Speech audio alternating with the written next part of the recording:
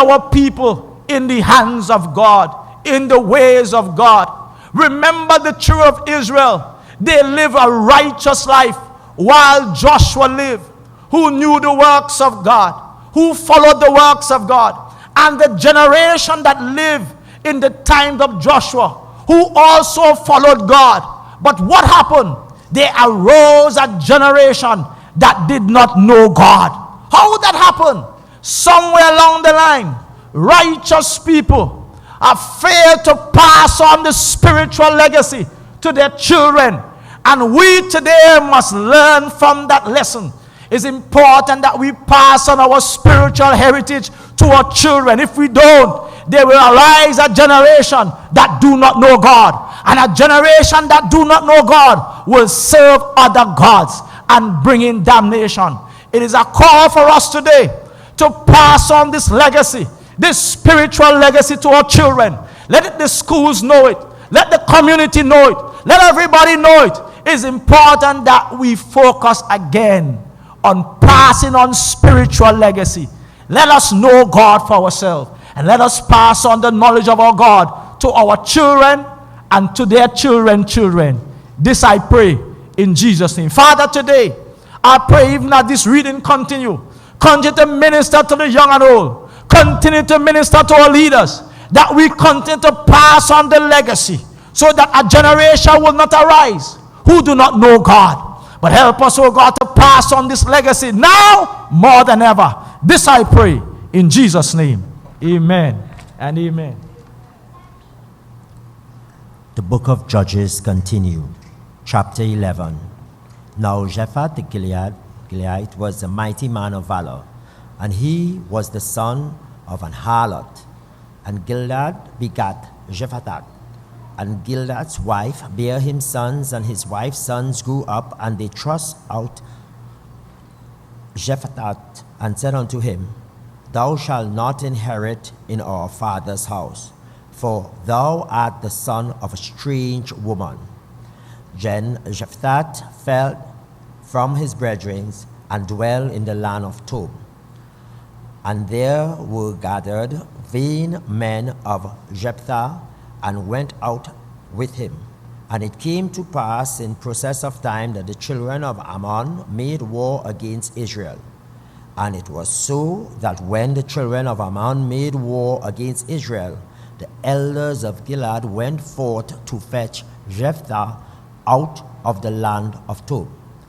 And they said unto Jephthah, Come and be our captain, that we may fight with the children of Ammon. And Jephthah said unto the elders of Gilead, Did not he hate me, and expel me out of my father's house? And why are ye come unto me now when ye are in distress?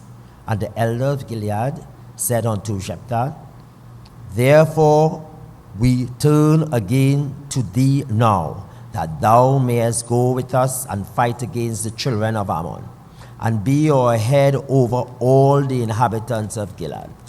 And Jephthah said unto the elders of Gilead, If ye bring me home against the children, and the Lord deliver them before me, shall I be your head? And the elders of Gilead said unto Jephthah, The Lord be witness between us, if we do not so according to thy word.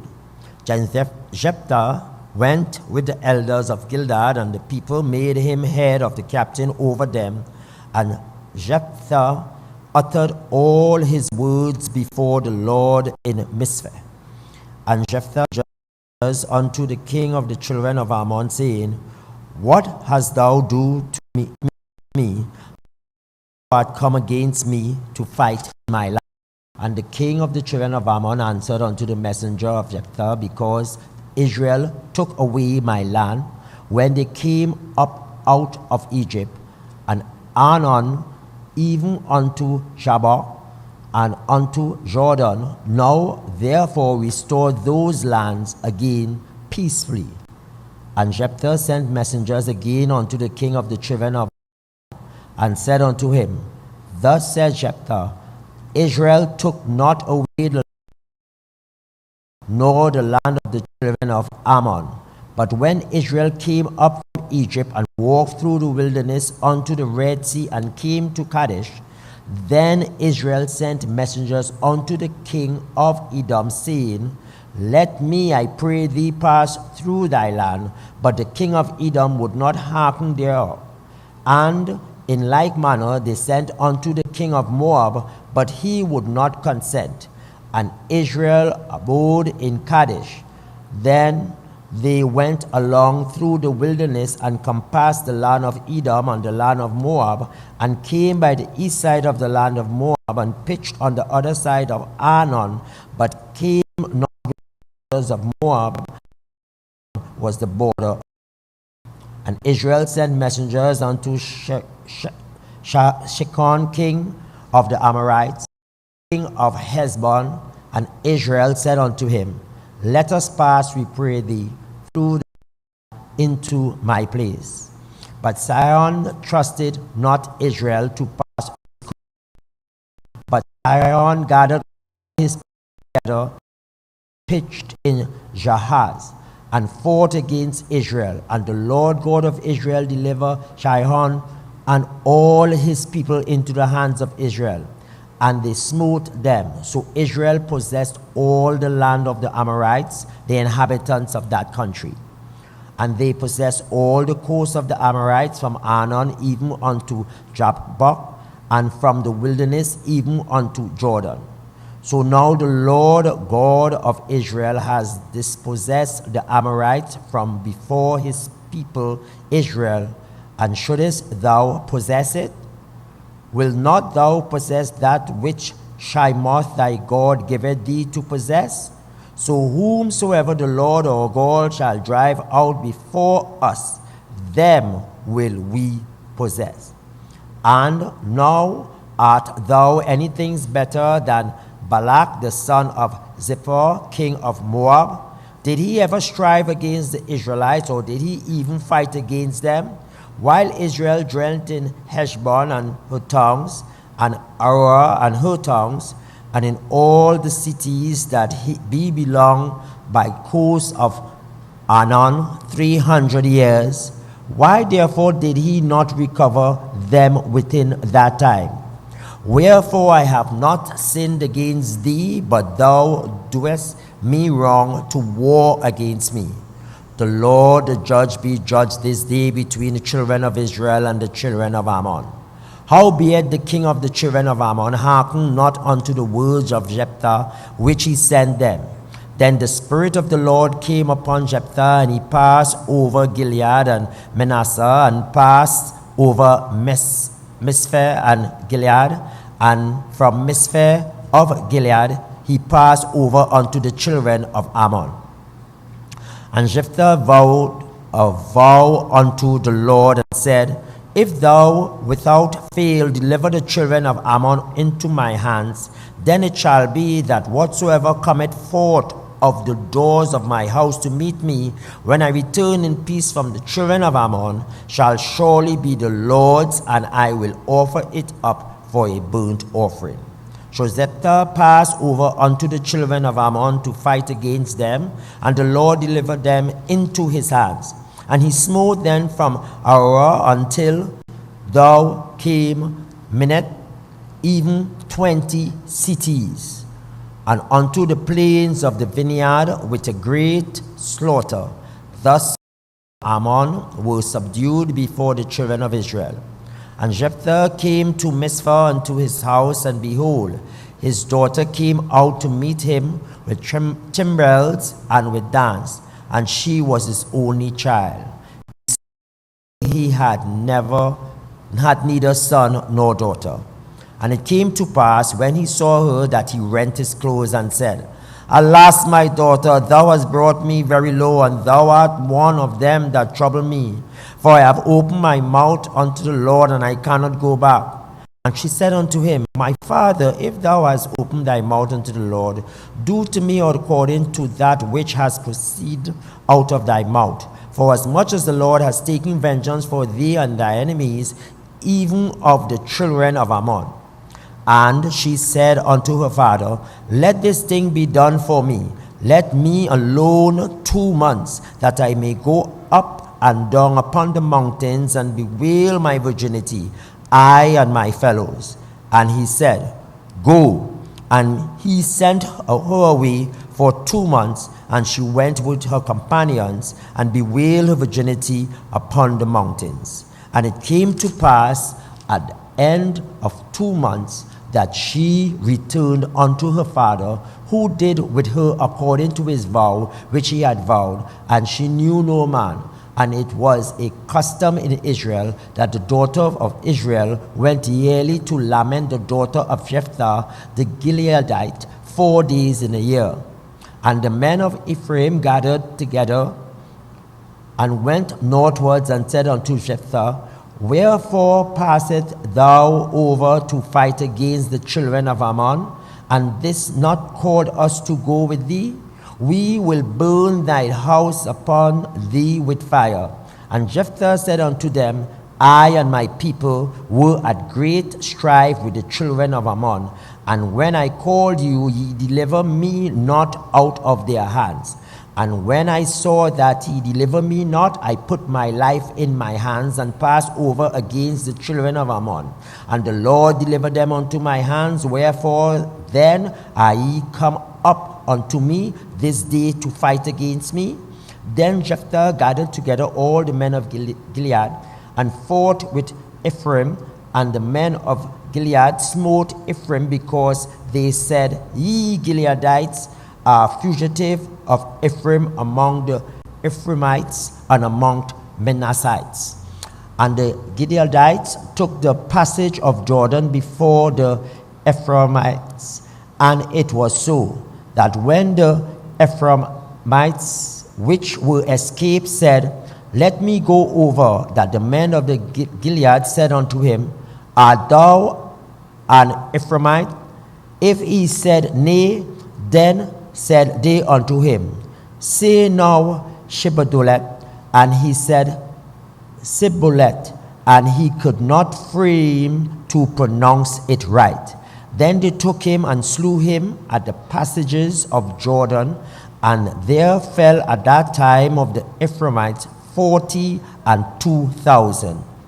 And Jephthah judged Israel 6 years. Then died Jephthah the Gileadite, and was buried in one of the cities of Gilead. And after him Isban of Bethlehem judged Israel. And he had 30 sons and 30 daughters, whom he sent abroad, and took in 30 daughters from abroad for his sons. And he judged Israel 7 years. Then died Isban, and was buried at Bethlehem. And after him Elon, a Zebulonite, judged Israel, and he judged Israel 10 years. And Elon the Zebulonite died, and was buried in Alajalon in the city of Zebulun. And after him Abdon the son of Hillel, a Parathonite, judged Israel. And he had 40 sons and 30 nephews that rode on 70 ass colts, and he judged Israel 8 years. And Abdon the son of Hillel the Parathonite died, and was buried in Parathon in the land of Ephraim, in the mount of the Amalekites. And the children of Israel did evil again in the sight of the Lord, and the Lord delivered them into the hands of the Philistines 40 years. And there was a certain man of Zorah of the family of Danites, whose name was Manoah, and his wife was barren and bare not. And the angel of the Lord appeared unto the woman and said unto her, Behold, now thou art barren and bearest not, but thou shalt conceive and bear a son. Now therefore beware, I pray thee, and drink not wine nor straw drink, and not any unclean thing. For lo, thou shalt conceive and bear a son, and no razor shall come on his head, for the child shall be a Nazarite unto God from the womb. And he shall begin to deliver Israel out of the hands of the Philistines. Then the woman came and told her husband, saying, A man of God came unto me, and his countenance was like the countenance of an angel of God, very terrible. But I asked him not whence he was, neither told he me his name. But he said unto me, Behold, thou shalt conceive and bear a son, and now drink no wine nor straw drink, neither eat any unclean thing, for the child shall be a Nazarite to God from the womb to the day of his death. Then Manoah entreated the Lord and said, O my Lord, let the man of God which thou didst send come again unto us, and teach us what we shall do unto the child that shall be born. And God hearkened to the voice of Manoah, and the angels of God came again unto the woman, and she sat in the field. But Manoah her husband was not with her. And the woman made haste and ran and slew her husband, and said unto him, Behold, the man has appeared unto me that came unto me in the other day. And Manoah rose and went after his wife, and came to the man, and said unto him, Art thou the man that speakest unto the woman? And he said, I am. And Manoah said, Now let thy words come to pass. How shall we order the child, and how shall we do unto him? And the angel of the Lord said unto Manoah, Of all that I said unto the woman, let her beware. She may not eat of anything that cometh out of the vine, neither let her drink wine or strong drink, nor eat any unclean thing. All that I command her, let her observe. And Manoah said unto the angel of the Lord, I pray thee, let us detain thee until we shall have made ready for a kid for thee. And the angel of the Lord said unto Manoah, Though thou detain me, I will not eat of thy bread. And if thou wilt offer a burnt offering, thou must offer it unto the Lord. For Manoah knew not that he was an angel of the Lord. And Manoah said unto the angel of the Lord, What is thy name, that when thy saying come to pass, we may do thee honor? And the angel of the Lord said unto him, Why askest thou this after my name, seeing it is secret? So Manoah took a kid with a meat offering, and offered it upon a rock unto the Lord. And the angel did wondrously, and Manoah and his wife looked on. For it came to pass, when the flame went up towards heaven from off the altar, that the angel of the Lord ascended in the flame of the fire, and Manoah and his wife looked on it, and fell on their face to the ground. But the angel of the Lord did no more appear to Manoah and to his wife. Then Manoah knew that he was an angel of the Lord. And Manoah said unto his wife, We shall surely die, because we have seen God. But his wife said unto him, If the Lord pleased to kill us, he would not have received a burnt offering and a meat offering in our hands. Neither would he have shewed us all these things, nor would, as at this time, have told us such things as these. And the woman bare a son, and called his name Samson. And the child grew, and the Lord blessed him. And the Spirit of the Lord began to move him at times in the camp of Dan between Zorah and Eshtaol. And Samson came... Chapter 14. And Samson went down to Timnath, and saw a woman in Timnath of the daughters of the Philistines. And he came up and told his father and his mother, and said, I have seen a woman in Timnath of the daughters of the Philistines. Now therefore get her for me to wife. Then his father and his mother said unto him, Is there never a woman among the daughters of thy brethren, or among all my people, that thou goest to take a wife of the uncircumcised Philistine? And Samson said unto his father, Get her for me, for she pleaseth me well. But his father and his mother knew not that it was of the Lord, that he sought an occasion against the Philistines. For at that time the Philistines had dominion over Israel. And then went Samson down, and his father and his mother to Timnath. and came to the vineyards of Timnath. And behold, a young lion roared against him. And the Spirit of the Lord came mightily upon him, and he rent him as he would have rent a kid. And he had nothing in his hand, but he told not his father or his mother what he had done. And he went down and talked with the woman, and she pleased Samson well. And after a time he returned to take her, and he turned aside to see the carcass of the lion, and behold, there was a swarm of bees and honey in the carcass of the lion. And he took thereof in his hands, and went on eating, and came to his father and mother, and he gave them, and they did eat. But he told not them that he had taken the honey out of the carcass of the lion. So his father went down unto the woman, and Samson made there a feast, for so used the young men to do. And it came to pass, when they saw him, that they brought 30 companions to be with him. And Samson said unto them, I will now put forth a riddle unto you, if ye can certainly declare it me within the 7 days of the feast, and find it out. Then I will give you 30 sheets and 30 change of garments. But if ye cannot declare it me, then shall ye give me 30 sheets and 30 change of garments. And they said unto him, Put forth thy riddle, that we may hear it. And he said unto them, Out of the eater came forth meat, and out of the strong came forth sweetness. And they could not in 3 days expound the riddle.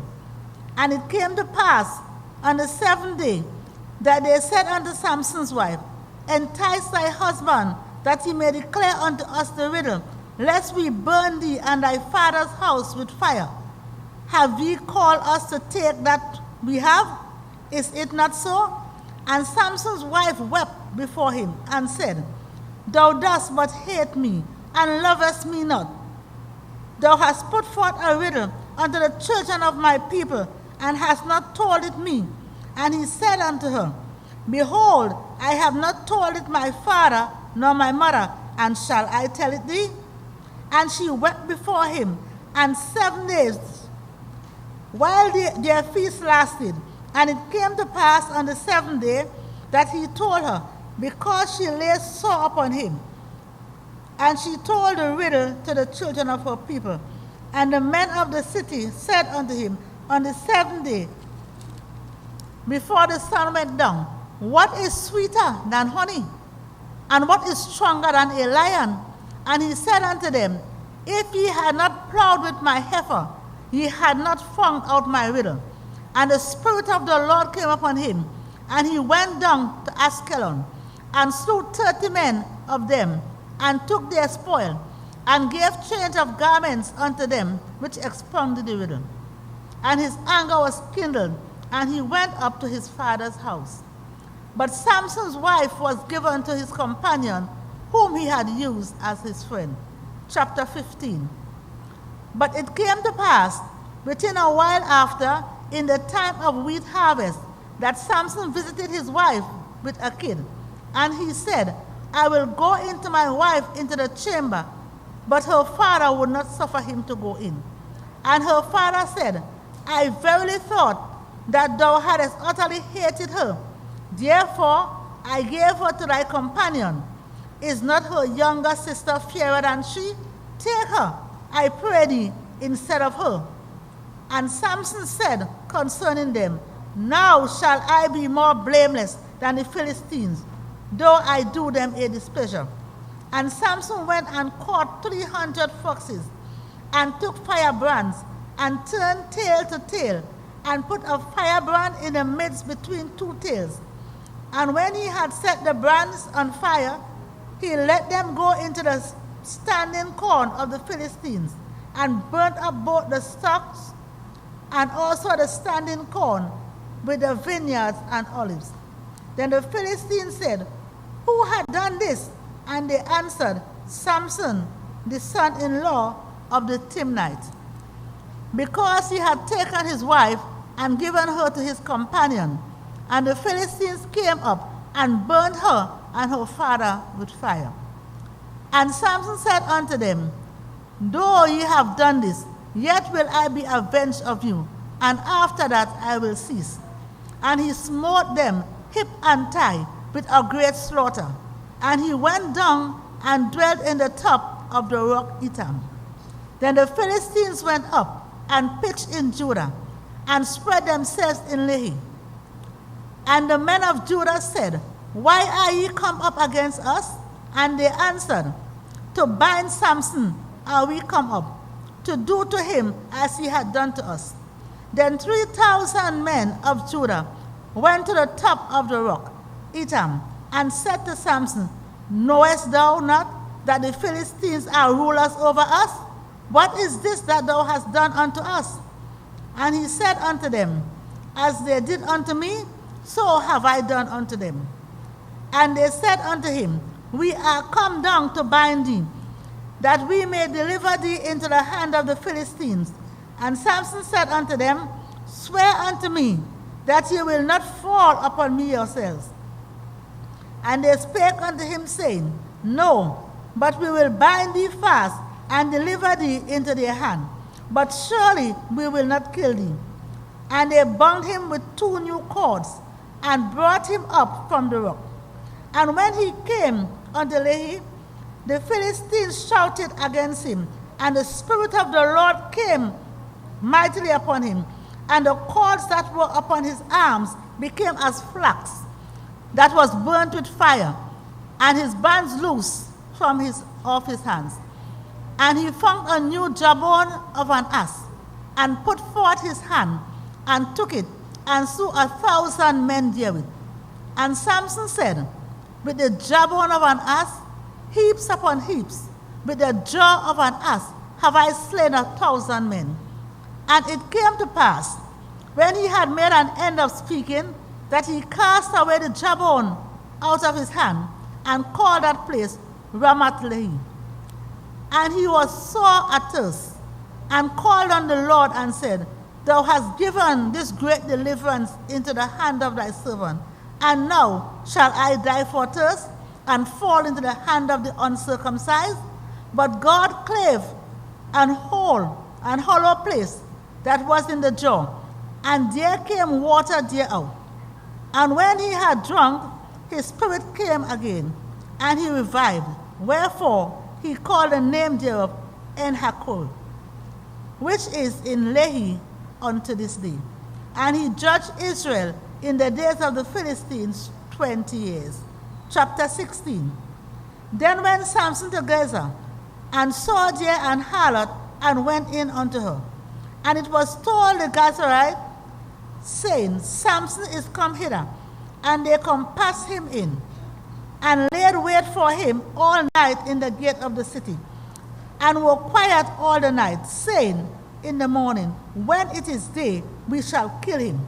And Samson lay till midnight, and arose at midnight, and took the doors of the gate of the city, and the 2 posts, and went away with them, bar and all, and put them upon his shoulders, and carried them up to the top of an hill that is before Hebron. And it came to pass afterward that he loved a woman in the valley of Sorek, whose name was Delilah. And the lords of the Philistines came up unto her, and said unto her, Entice him, and see wherein his great strength lieth, and by what means we may prevail against him, that we may bind him to afflict him, and we will give thee every one of us 1,100 pieces of silver. And Delilah said to Samson, Tell me, I pray thee, wherein thy great strength lieth, and wherewith thou mightest be bound to afflict thee. And Samson said unto her, If they bind me with 7 green withs that were never dried, then shall I be weak and be as another man. Then the lords of the Philistines brought up to her 7 green withs, which had not been dried, and she bound him with them. Now there were men lying in wait, abiding with her in the chamber. And she said unto him, The Philistines be upon thee, Samson. And he brake the withs, as a thread of tow is broken when it toucheth the fire. so his strength was not known. And Delilah said unto Samson, Behold, thou hast mocked me, and told me lies. Now tell me, I pray thee, wherewith thou mightest be bound. And he said unto her, If they bind me fast with new ropes, that never were occupied, then shall I be weak, and be as another man. Delilah therefore took new ropes, and bound him therewith, and said unto him, The Philistines be upon thee, Samson. And there were liars in wait, abiding in the chamber, and he brake them from off his arms like a thread. And Delilah said unto Samson, Hitherto thou hast mocked me, and told me lies. Tell me, wherewith thou mightest be bound. And he said unto her, If thou weavest the 7 locks of my head with the web. And she fastened it with a pin, and said unto him, The Philistines be upon thee, Samson. And he awaked out of his sleep, and went away with the pin of the beam, and with the web. And she said unto him, How canst thou say, I love thee, when thine heart is not with me? Thou hast mocked me these 3 times, and hast not told me wherein thy great strength lieth. And it came to pass, when she pressed him daily with her words, and urged him, so that his soul was vexed unto death, that he told her all his heart, and said unto her, There had not come a razor upon mine head, for I have been a Nazarite unto God from my mother's womb. If I be shaven, then my strength will go from me, and I shall become weak, and be like another man. And when Delilah saw that he had told her all his heart, she sent and called for the lords of the Philistines, saying, Come up this once, for he had showed me all his heart. Then the lords of the Philistines came up unto her, and brought money in their hands. And she made him sleep upon her knees, and she called for a man, and she caused him to shave off the 7 locks of his head, and she began to afflict him, and his strength went from him. And she said, The Philistines be upon thee, Samson. And he awoke out of his sleep, and said, I will go out as at other times before, and shake myself. And he wist not that the Lord was departed from him. But the Philistines took him, and put out his eyes, and brought him down to Gaza, and bound him with fetters of brass, and he did grind in the prison house. Howbeit the hair of his head began to grow again after he was shaven. Then the lords of the Philistines gathered them together, for to offer a sacrifice unto Dagon their god, and to rejoice. For they said, Our God hath delivered Samson our enemy into our hand. And when the people saw him, they praised their God. For they said, Our God hath delivered into our hands our enemy, and the destroyer of our country, which slew many of us. And it came to pass, when their hearts were merry, that they said, Call for Samson, that we may make a sport. And they called for Samson out of the prison house, and he made them sport, and they set him between the pillars. And Samson said unto the lad that held him by the hand, Suffer me, that I may feel the pillars whereupon the house standeth, that I may lean upon them. Now the house was full of men and women, and all the lords of the Philistines were there. And there were upon the roof about 3,000 men and women that beheld while Samson made sport. And Samson called unto the Lord and said, O Lord God, remember me, I pray thee, and strengthen me, I pray thee. Only this once, O God, that I may be at once avenged of the Philistines for my twice. And Samson took hold of the 2 middle pillars upon which the house stood, and on which it was borne up, of the one with his right hand, and of the other with his left. And Samson said, Let me die with the Philistines. And he bowed himself with all his might. And the house fell upon the lords, and upon all the people that were therein. So the dead which he slew at his death were more than they which he slew in his life. Then his brethren and all the house of his father came down and took him and brought him up and buried him between Zorah and Eshtaol in the burial place of Manoah his father, and he judged Israel 20 years. Chapter 17. And there was a man of Mount Ephraim, whose name was Micah, and he said unto his mother, the 1,100 shekels of silver that were taken from thee, about which thou causest and spakest of also in mine ears, behold, the silver is with me. I took it. And his mother said, Blessed be thou of the Lord my son. And when he had restored the 1,100 shekels of silver to his mother said, I had wholly dedicated the silver unto the Lord from my hand for my son, to make a graven image and a molten image. Now therefore I will restore it unto thee. Yet he restored the money unto his mother, and his mother took 200 shekels of silver, and gave them to the founder, who made thereof a graven image and a molten image, and they were in the house of Micah. And the man Micah had a house of gods, and made an ephod and a teraphim, and consecrated one of his sons, who became his priest. In those days there was no king in Israel, but every man did that which was right in his own eyes. And there was a young man out of Bethlehem, Judea, of the family of Judah, and was a Levite, and he sojourned there. And the man departed out of the city from Bethlehem, Judea, to sojourn where he could find a place.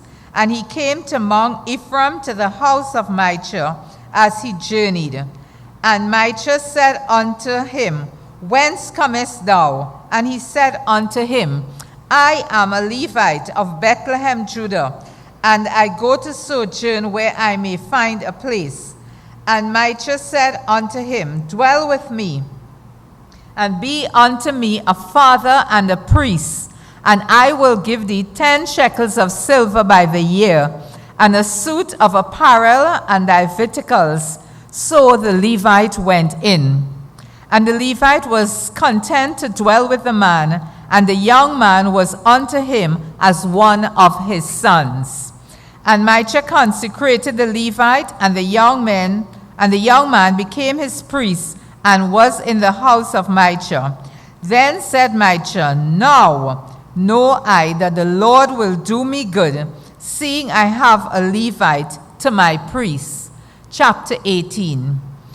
In those days there was no king in Israel, and in those days the tribe of the Danites sought them an inheritance to dwell in, for unto that day all their inheritance had not fallen unto them from among the tribes of Israel. And the children of Dan sent of their family 5 men from their coast, men of valor, from Zorah and from Eshtaol, to spy out the land and to search it. And they said unto them, Go, search the land. Who, when they came to Mount Ephraim, to the house of Micah, they lodged there. When they were by the house of Micah, they knew the voice of the young man, the Levite, and they turned in thither and said unto him, Who brought thee hither? And what makest thou in this place? And what hast thou here? And he said unto them, Thus and thus dealeth Micah with me, and had hired me, and I am his priest. And they said unto him, Ask counsel, we pray thee, of God, that we may know whether our way which we go shall be prosperous. And the priest said unto them, Go in peace before the Lord in your way wherein ye go. Then the 5 men departed and came to Lachish, and saw the people that were therein, how they dwelt carelessly after the manner of Zidonians, quiet and secure, and there was no magistrate in the land that might put them to shame in anything. and they were far from the Zidonians, and had no business with any man. And they came unto their brethren to Zorah and Ashtaol, and their brethren said unto them, What say ye? And they said, Arise, that we may go up against them, for we have seen the land, and behold, it is very good. And are ye still? Be not slothful to go and to enter to possess the land. When ye go, ye shall come into a people secure, and to a large land, for God had given it into your hands, a place where there is no want of anything that is in the earth. And there went from thence of the family of Danites, out of Zorah and out of Eshtaol, 600 men appointed with weapons of war. And they went up and pitched in Kirjathjearim in Judea. Wherefore they call that place Mahaniah-Dan unto this day. Behold, it is behind Kirjathjearim. And they passed thence unto Mount Ephraim, and came unto the house of Micah. Then answered the 5 men that went to spy out the country from Lachish, and said unto their brethren, Do you know that there is in these houses an ephod, and therim, and a graven image, and a molten image? Now therefore consider what ye have to do. And they turned thitherward, and came to the house of the young man, the Levite, even unto the house of Micah, and saluted him. And the 600 men, appointed with their weapons of war, which were of the children of Dan, stood by the entering of the gate. And the 5 men that went to spy out the land went up, and came in thither, and took the graven image, and the ephod, and the teraphim, and the molten image. And the priest stood in the entering of the gate with the 600 men that were appointed with weapons of war. And these went into Micah's house, and fetched the carved image, the ephod, and the teraphim, and the molten image. Then said the priest unto them, What do ye? And they said unto him, Hold thy peace. Lay thy hand upon thy mouth, and go with us, and be to us a father and a priest. Is it better for thee to be a priest in the house of one man, or that thou be a priest unto a tribe and a family in Israel? And the priest's heart was glad, and he took the ephod and the teraphim and the graven image, and went in the midst of the people. So they turned and departed, and put the little ones and the cattle and the carriage before them. And when they were a good way from the house of Micah, the men that were in the houses near to Micah's house were gathered together, and overtook the children of Dan. And they cried unto the children of Dan, and they turned their faces, and said unto Micah, What aileth thee, that thou comest with such a company? And he said, Ye have taken away my gods which I made, and the priests, and ye are gone away. And what have I more? And what is this that ye say unto me? What aileth thee? And the children of Dan said unto him, Let not thy voice be heard among us, lest angry fellows run upon thee, and thou lose thy life with the lives of thy household. And the children of Dan went their way, and when Micah saw that they were too strong for him, he turned and went back into his house. And they took the things which Micah had made, and the priests which he had, and came unto Laish, unto a people that were at quiet and secure. And they smote them with the edge of the sword, and burnt the city with fire. And there was no deliverance, because it was far from Zidon, and they had no businesses with any man. And it was in the valley that layeth by Beth-Rohab, and they built a city and dwelt therein. And they called the name of the city Dan, after the name of Dan their father, who was born unto Israel. Howbeit the name of the city was Laish at the first. And the children of Dan set up the graven image, And Jonathan, the son of Gershon, the son of Manasseh, he and his sons were priests to the tribe of Dan until the day of the captivity of the land. And they set them up Micah's graven image, which he had made, all the time that the house of God was in Shiloh. Chapter 19.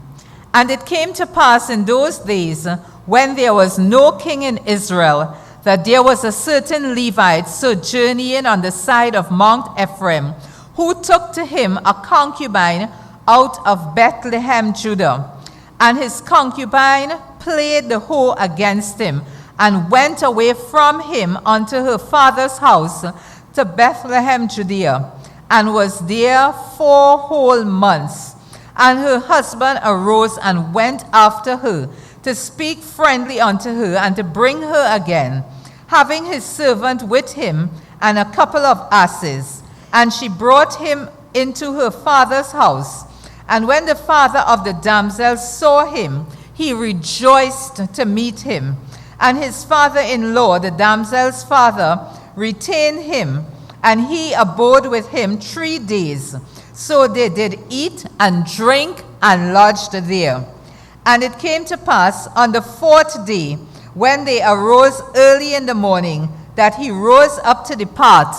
And the damsel's father said unto his son-in-law, Comfort thine heart with a morsel of bread, and afterward go your way.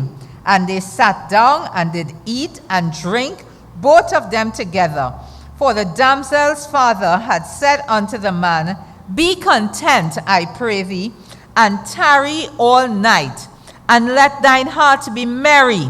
And when the man rose up to depart, his father-in-law urged him. Therefore he lodged there again. And he rose up early in the morning on the 5th day to depart. And the damsel's father said, Comfort thy heart, I pray thee.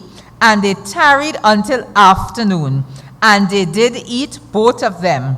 And when the man rose up to depart, and his concubine and his servant, his father-in-law, the damsel's father, said unto him, Behold, now the day draweth toward evening. I pray you, tarry all night. Behold, the day groweth to an end. Lodge here, that thy heart may be merry, and tomorrow get up early, and go on your way, that thou mayest go home. But the man would not tarry that night, but he rose up and departed, and came over against Jabesh, which is Jerusalem. And there were with him 2 asses saddled, his concubine also with him. And when they were by Jabesh, the day was far spent, and the servant said unto his master, Come, I pray thee, and let us turn into this city of the Jebusites, and lodge in it. And his master said unto him, We will not turn aside hither into the city of a stranger that is not of the children of Israel, and we will pass over to Gibeah. And he said unto his servant, Come, and let us draw near to one of these places to lodge all night in Gibeah or in Ramah. And they passed on and went their way. And the sun went down upon them when they were at Gibeah, which belongeth to Benjamin. And they turned aside thither to go in and to lodge in Gibeah. And when he went in, he sat him down in a street of the city, for there was no man that took them into his house to lodging. And behold, there came an old man from his work out of the field at evening, which was also of Mount Ephraim. And he sojourned in Gibeah. But the men of the place were Benjamites. And when he had lifted up his eyes, he saw a wayfaring man in the streets of the city. And the old man said, Whither goest thou, and whence comest thou? And he said unto him, We are passing from Bethlehem, Judea, towards the side of Mount Ephraim. From thence am I. And I went to Bethlehem, Judea, but I am now going to the house of the Lord, and there is no man that receiveth me to house. Yet there is both straw and provender for our asses, and there is bread and wine also for me, and for thy handmaiden, and for the young man which is with thy servants. There is no want of anything. And the old man said, Peace be with thee. Howsoever, let all thy wants lie upon me, only lodge not in the street. So he brought him into his house, and gave provender unto the asses, and they washed their feet, and did eat and drink. Now, as they were making their hearts merry, behold, the men of the city, certain sons of Delilah, beset the house round about, and beat at the door, and spake to the master of the house, the old man, saying, Bring forth the man that came into thy house, that we may know him. And the man, the master of the house, went out unto them, and said unto them, Nay, my brethren, nay, I pray you, do not so wickedly, seeing that this man is come unto my house. Do not this folly. Behold, here is my daughter, a maiden, and his concubine. Them I will bring out now, and humbly them, and do with them what seemeth good unto you. But unto this man do not so vile a thing. But the men will not hearken to him. So the man took his concubine, and brought her forth unto them. And they knew her, and abused her all the night until the morning. And when the day began to spring, they let her go. Then came the woman in the dawning of the day, and fell down at the door of the man's house, where her lord was, till it was light. And her lord rose up in the morning, and opened the doors of the house, and went out to go his way. And behold, the woman, his concubine, was fallen down at the door of the house, and her hands were upon the threshold. And he said unto her, Up, and let us be going. But none answered. Then the man took her upon an ass, and the man rose up, and got him unto his place. And when he was come into his house, he took a knife, and laid hold on his concubine, and divided her together with her bones into 12 pieces, and sent her into all the coast of Israel. And it was so that all that saw it said, There was no such deed done since, nor seen, from the day that the children of Israel came up out of the land of Egypt unto this day.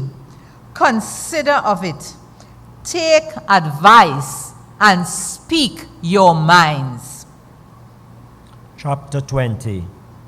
Then all the children of Israel went out, and the congregation was gathered together as one man, from Dan even to Beersheba, with the land of Gilead, unto the Lord in Mizpah.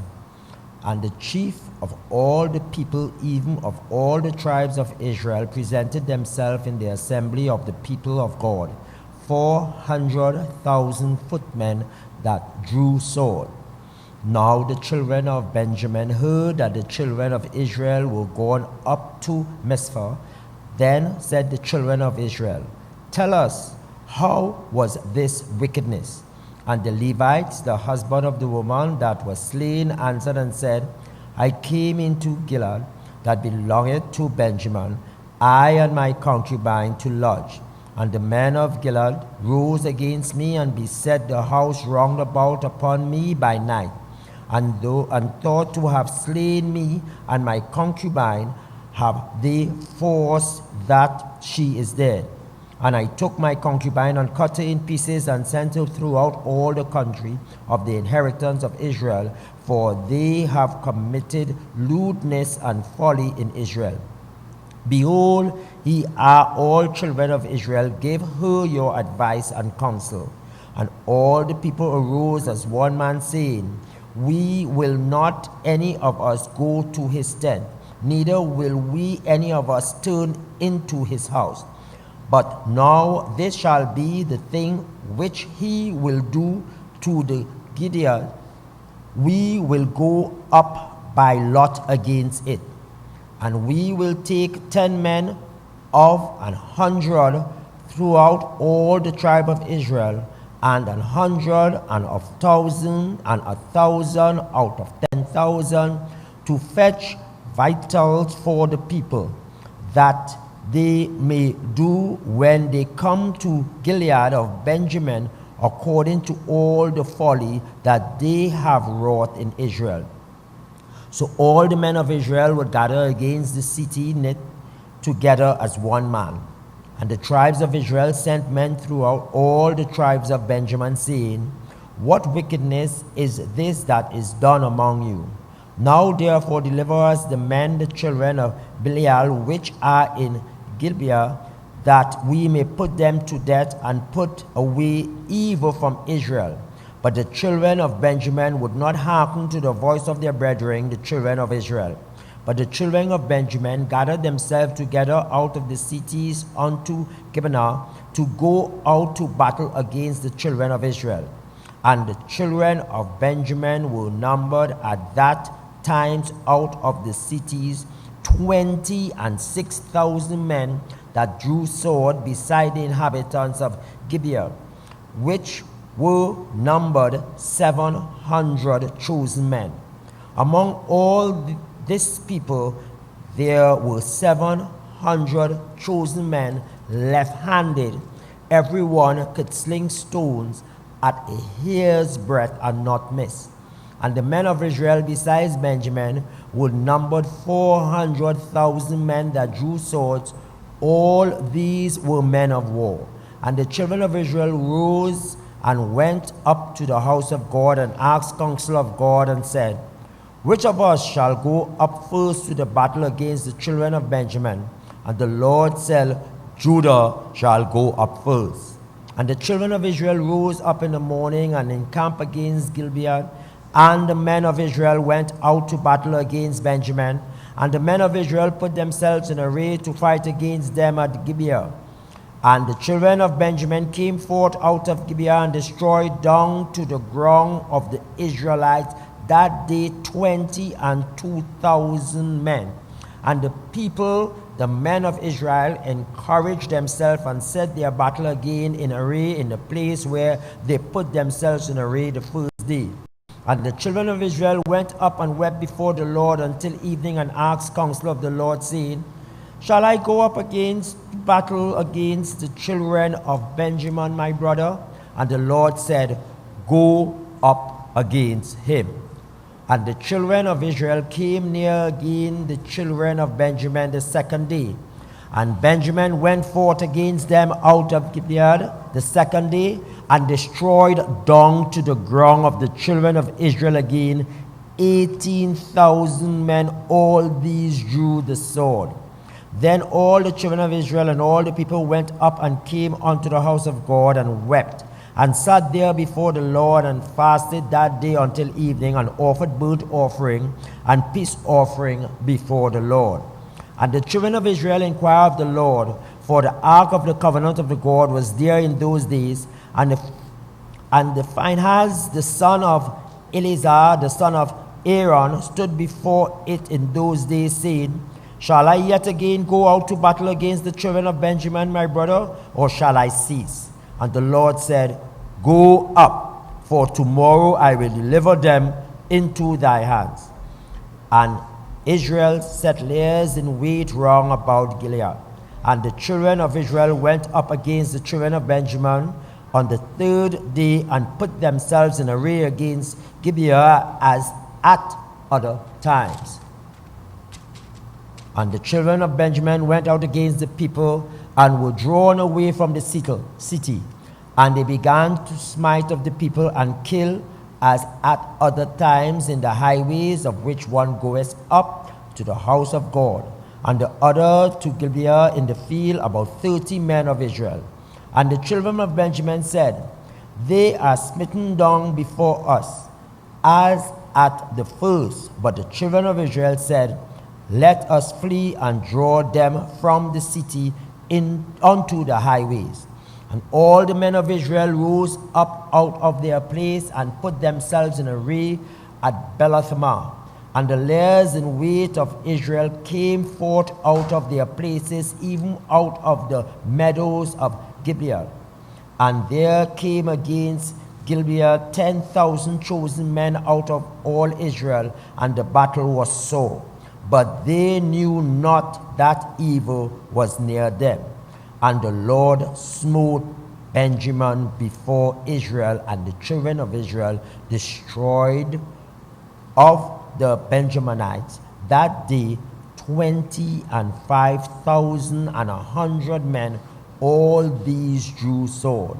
So the children of Benjamin saw that they were smitten, for the men of Israel gave place to the Benjaminites, because they trusted unto the layers in wait which they had set besides Gibeah. And the layers in wait hasted and rushed upon Gibeah, and the layers in wait drew themselves along and smote all the cities with the edge of the sword. Now there was an appointed sign between the men of Israel and the layers in wait, that they should make a great flame with smoke rise up out of the city. And when the men of Israel retired in the battle, Benjamin began to smite and kill of the men of Israel about 30 persons. For they said, surely they are smitten down before us, as in the first battle. But when the flames began to rise up out of the city with a pillar of smoke, the Benjaminites looked behind them, and behold, the flames of the city ascended up to heaven. And when the men of Israel turned again, the men of Benjamin were amazed, for they saw that evil was come upon them. Therefore they turned their backs before the men of Israel unto the way of the wilderness, but the battle overtook them, and them which came out of the cities they destroyed in the midst of them.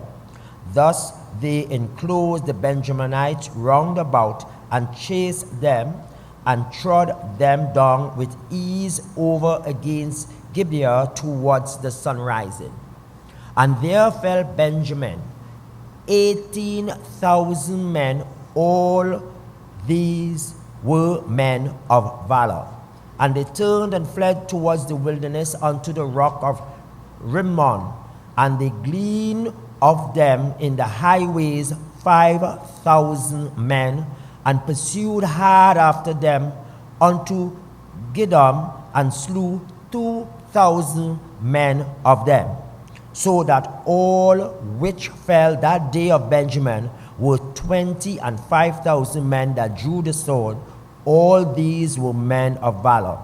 But 600 men turned and fled to the wilderness unto the rock Rimmon, and abode in the rock Rimmon 4 months. And the men of Israel turned again upon the children of Benjamin, and smote them with the edge of the sword, as well the men of every city as the beasts, and all that came to hand. Also they set on fire all the cities that they came to. Chapter 21. Now the men of Israel had sworn in Mizpah, saying, there shall not any of us give his daughter unto Benjamin to wife. And the people came to the house of God, and abode there till even before God, and lifted up their voices, and wept sore, and said, O Lord God of Israel, why is this come to pass in Israel, that there should be today one tribe lacking in Israel? And it came to pass on the morrow that the people rose early, and built there an altar, and offering burnt offering and peace offering. And the children of Israel said, who is there among all the tribes of Israel that came not up with the congregation unto the Lord? For they had made a great oath concerning him that came not up to the Lord to Mizpah, saying, he shall surely be put to death. And the children of Israel repented them for Benjamin their brother, and said, there is one tribe cut off from Israel this day. How shall we do for wives for them that remain, seeing we have sworn by the Lord that we will not give them of our daughters to wife? And they said, what one is there of the tribes of Israel that came not up to Mizpah to the Lord? And behold, there came none to the camp from Jabesh to the assembly. For the people were numbered, and behold, there were none of the inhabitants of the Jabesh there. And the congregation sent thither 12,000 men of the Valiantes, and commanded them, saying, go and smite the inhabitants of the Jabesh with the edge of the sword, with the woman and the children. And this is the thing that he shall do. He shall utterly destroy every male and every woman that has lain by man. And they found among the inhabitants of the Jabesh 400 young virgins that had known no man by laying with any male. And they brought them unto the camp to Shiloh, which is in the land of Canaan. And the whole congregation sent some to speak to the children of Benjamin that were in the rock Rimmon, and to call peaceably among them. And Benjamin came again at that time, and they gave them wives which they had saved alive of the woman of Jabesh. And yet so they survived them not.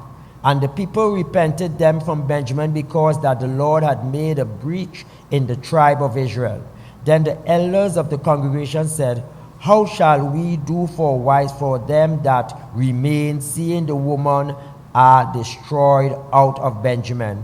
And they said, there must be an inheritance for them that be escaped of Benjamin, that a tribe be not destroyed out of Israel. Howbeit we may not give them wives of our daughters, for the children of Israel have sworn, saying, cursed be he that giveth a wife to Benjamin. Then they said, behold, there is a feast of the Lord in Shiloh yearly, in a place which is on the north side of Bethel, to the east side of the highway that goeth up from Bethel to Shushan, and on the south of Lebanon. Therefore they commanded the children of Benjamin, saying, go and lie in wait in the vineyards, and see, and behold, if the daughter of Shiloh come out to dance in dances. Then come ye out of the vineyards, and catch you every man his wife of the daughters of Shiloh, and go to the land of Benjamin. And it shall be, when their fathers of their brethren come unto us to complain, that we will say unto them, be favorable unto them for our sakes, because we reserve not to each man his wife in the war. For he did not give unto them at this time, that he should be guilty. And the children of Benjamin did so, and took them wives according to their numbers of them that danced, whom they caught. And they went and returned unto their inheritance, and repaired the city, and dwelled in them. And the children of Israel departed thence at that time, each man to his tribe, and to his family. And they went out from thence, every man to his inheritance.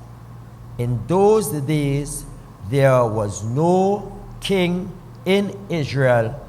Every man did that which was right in his own eyes. The book of Ruth, chapter 1. And it came to pass in the days when the judges ruled, that there was a famine in the land. And a certain man of Bethlehem, Judea, went to sojourn in the country of Moab, and he and his wife and his 2 sons. And the name of the man was Elimelech, and the name of his wife was Naomi, and the name of his 2 sons Mahlon and Chilion, Ephraimites of Bethlehem, Judea. And they came into the country of Moab, and continued there. And Elimelech, Naomi's husband, and she went with her 2 sons. And they took them wives of the women of Moab. The name of one was Ophrah, and the name of the other was Ruth.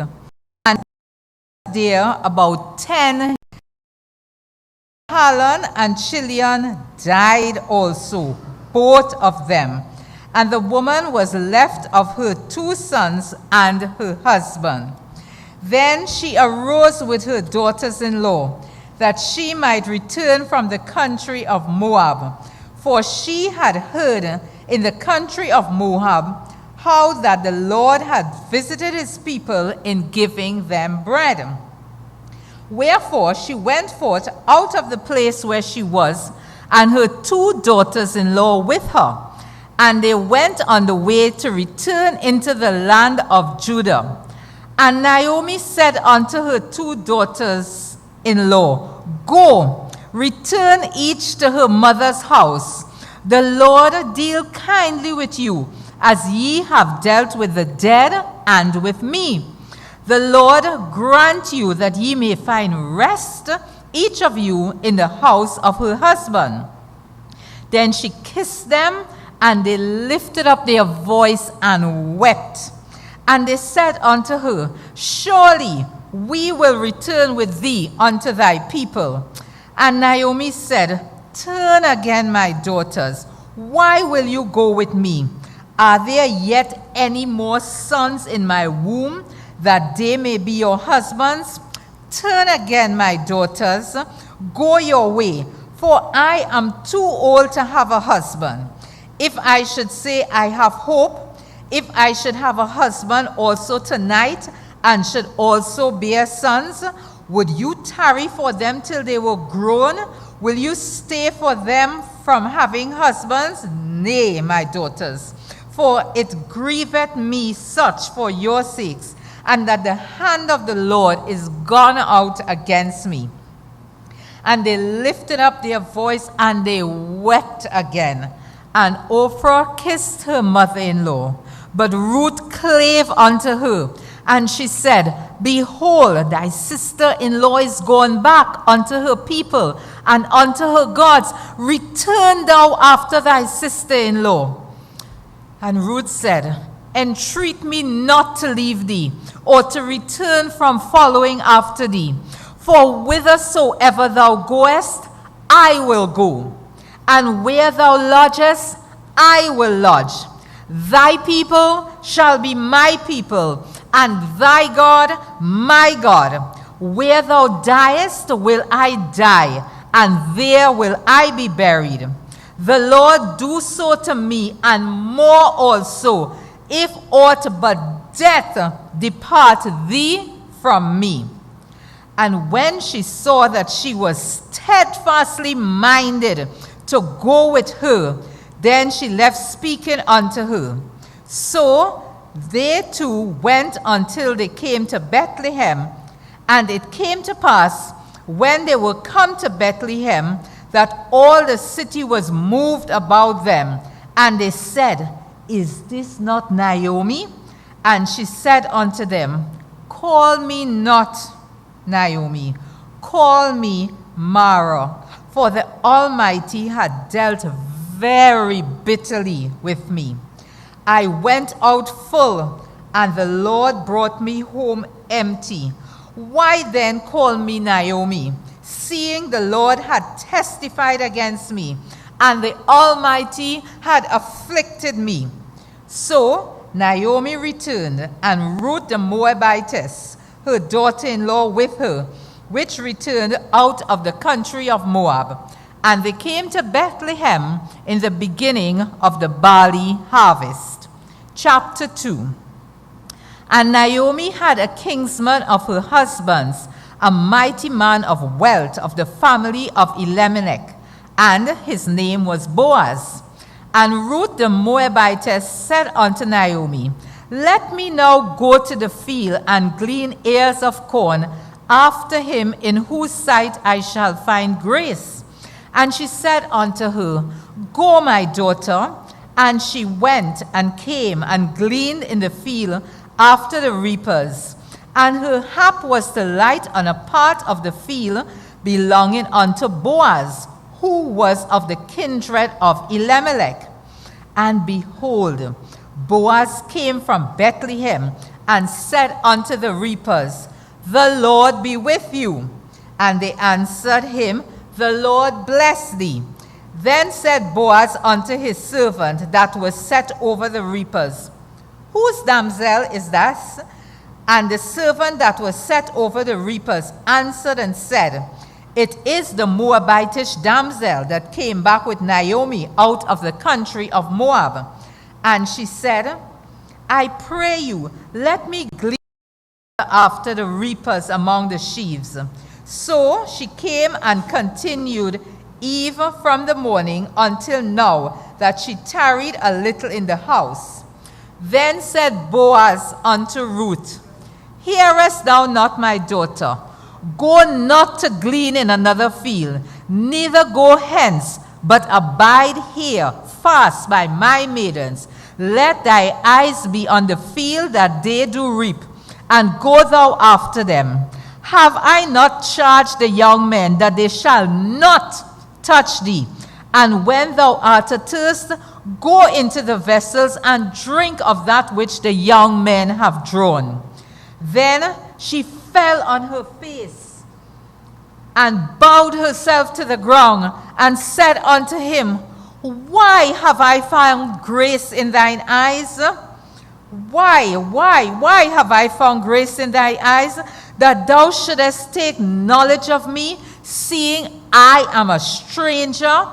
And Boaz answered and said unto her, It had fully been showed me all that thou hast done unto thy mother-in-law since the death of thy husband, and how thou hast left thy father and thy mother and the land of thy nativity, and art come unto a people which thou knowest not hitherto.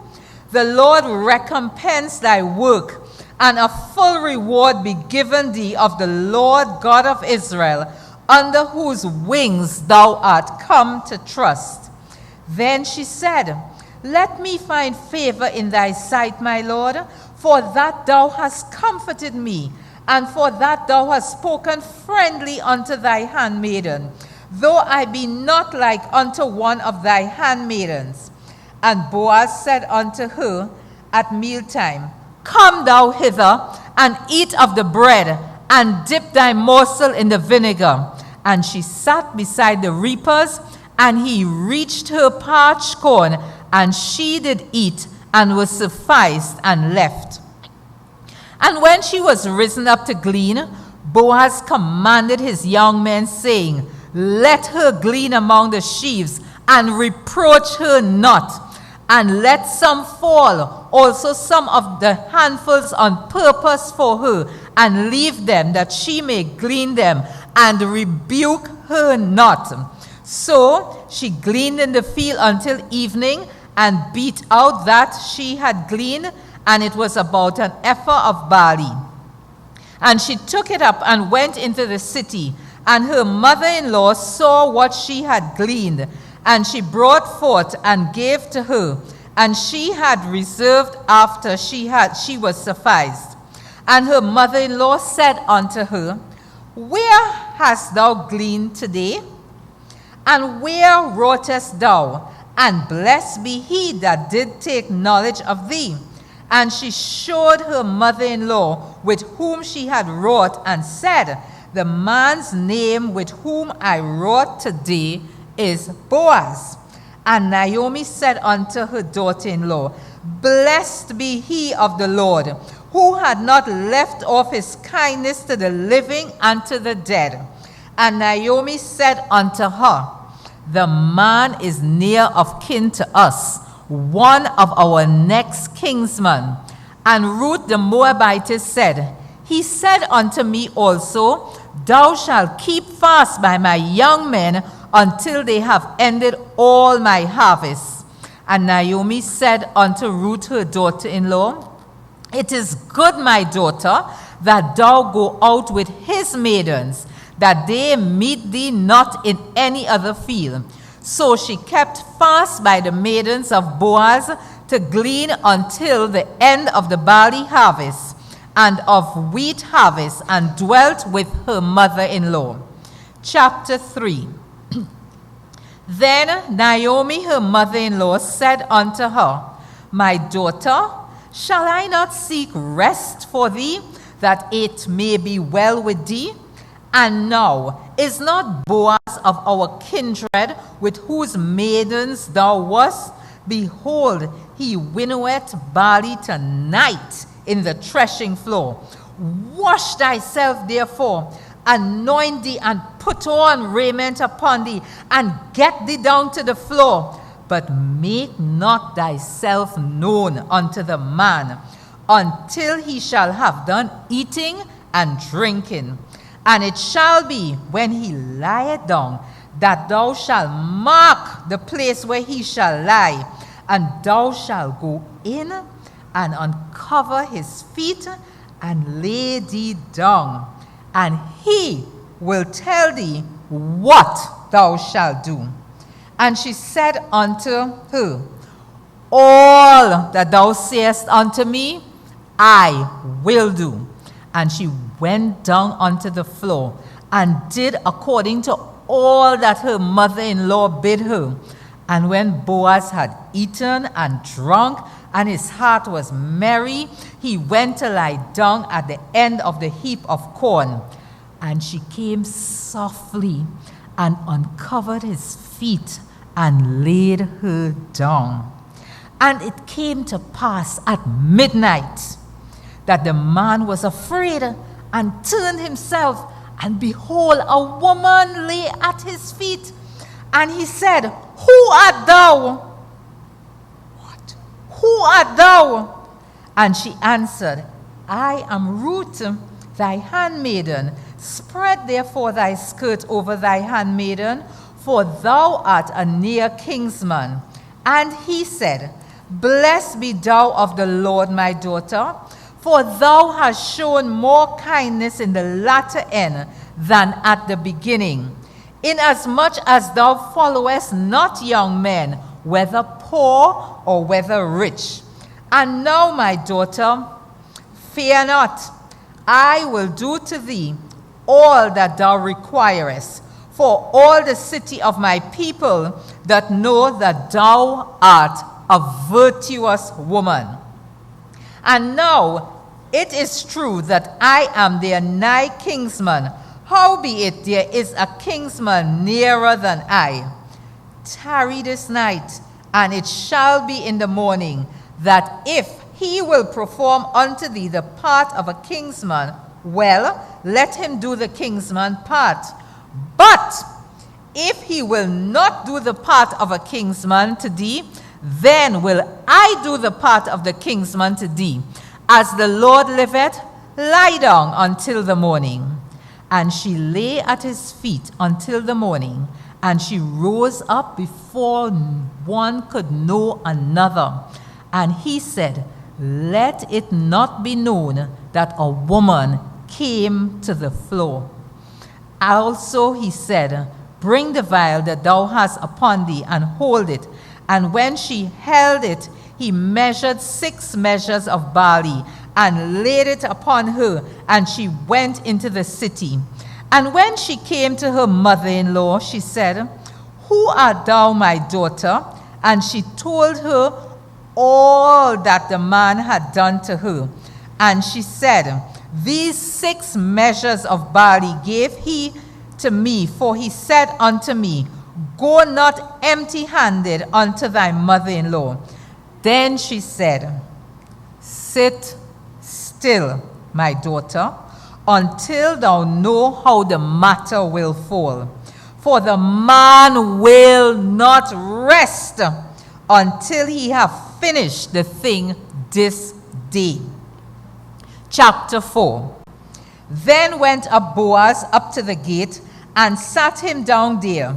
And behold, the kinsman of whom Boaz spake came by, unto whom he said, Ho, such a one, turn aside, sit down here. And he turned aside and sat down. And he took 10 men of the elders of the city, and said, Sit ye down. And they sat down.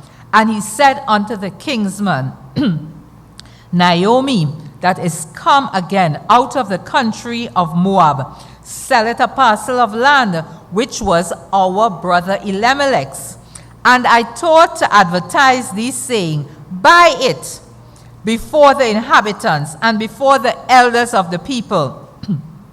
If thou wilt redeem it, redeem it. But if thou wilt not redeem it, then tell me that I may know, for there is none to redeem it besides thee, and I am after thee.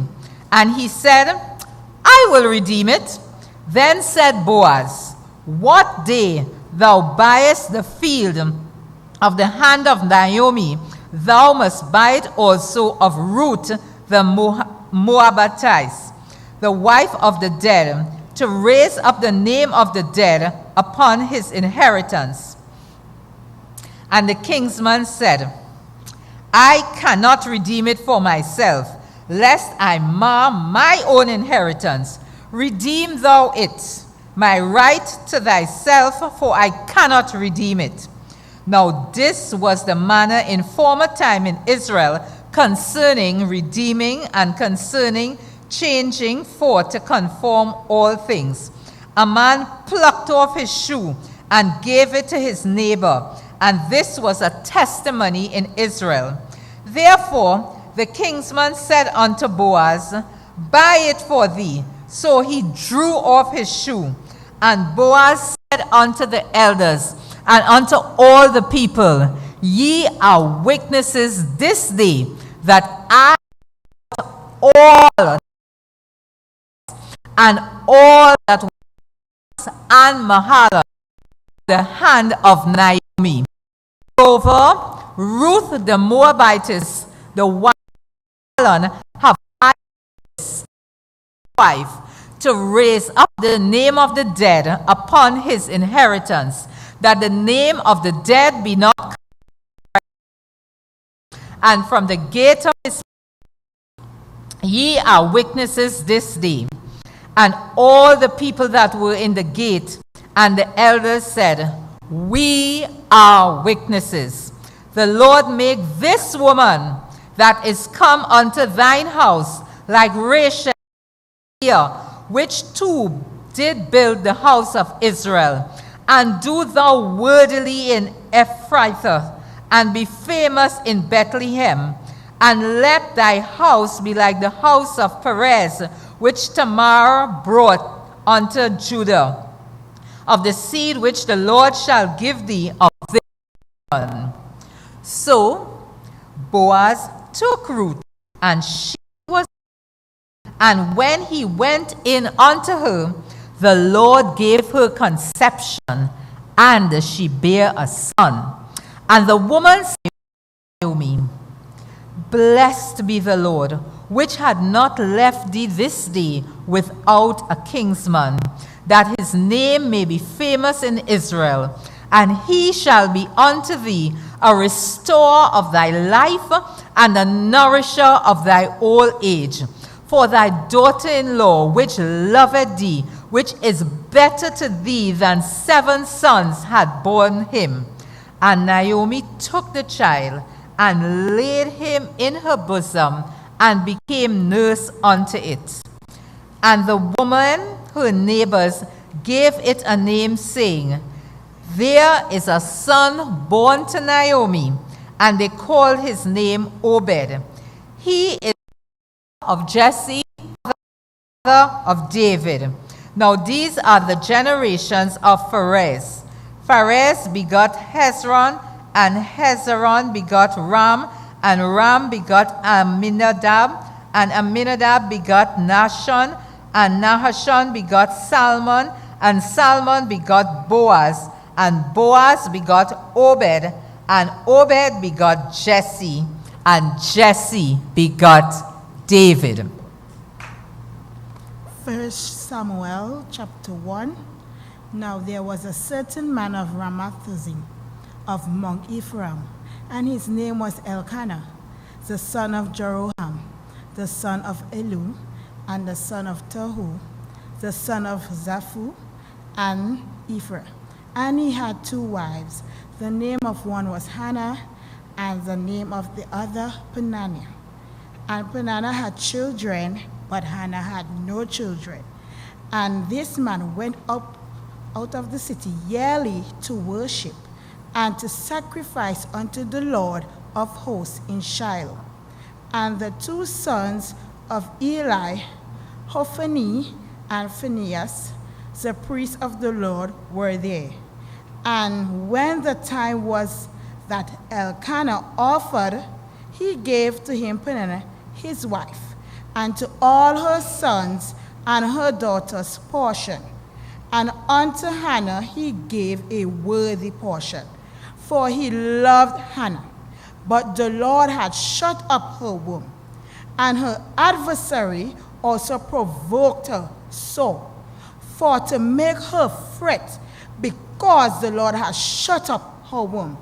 And as he did so year by year, when she went up to the house of the Lord, she was provoked her. Therefore she wept and did not eat. Then said Elkanah, her husband, to her, Hannah, why weepest thou? And why eatest thou not? And why is thy heart grieved? I am not better to thee than 10 sons. So Hannah rose up after that in Shiloh, and after they had drunk. Now Eli the priest sat upon the seat by of the, and she was in a bitterness of soul. And she prayed unto the Lord, and wept sore. She vowed a vow, and said, O Lord, if thou wilt look upon me of thy handmaid, and remember me, and not forget thy handmaid, but will give unto thy handmaid a man child, then I will give him unto the Lord all the days of his life, and there shall no razor on his head. And it came to pass before the Lord that Eli marked her mouth. Now Hannah, she spake in her heart, only her lips moved, but her voice was not heard. Therefore Eli thought she had been drunken.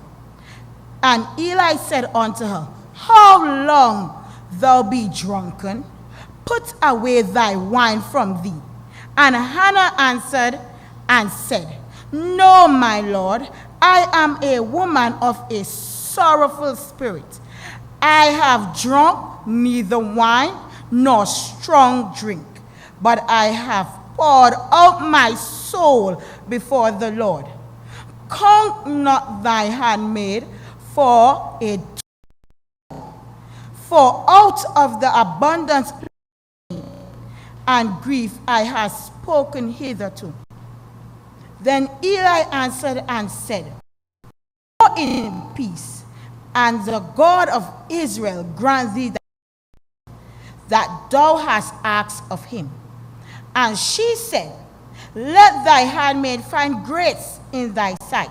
So the woman went away and did eat, and her countenance was no more sad.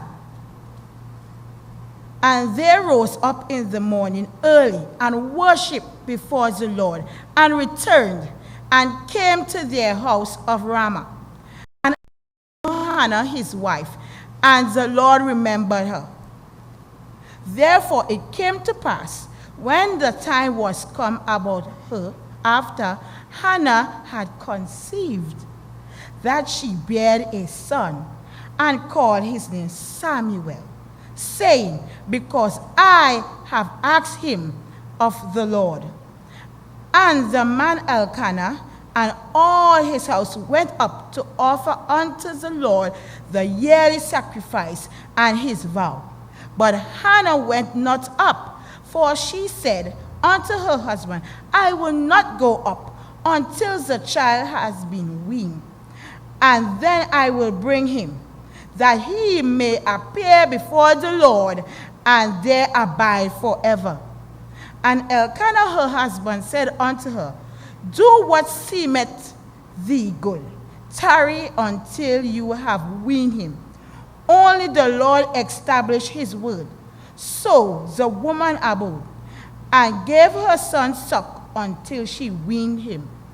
And when she had weaned him, she took him up with her, with 3 bullocks, and 1 ephah of flour, and a bottle of wine, and brought him unto the house of the Lord in Shiloh. And the child was young.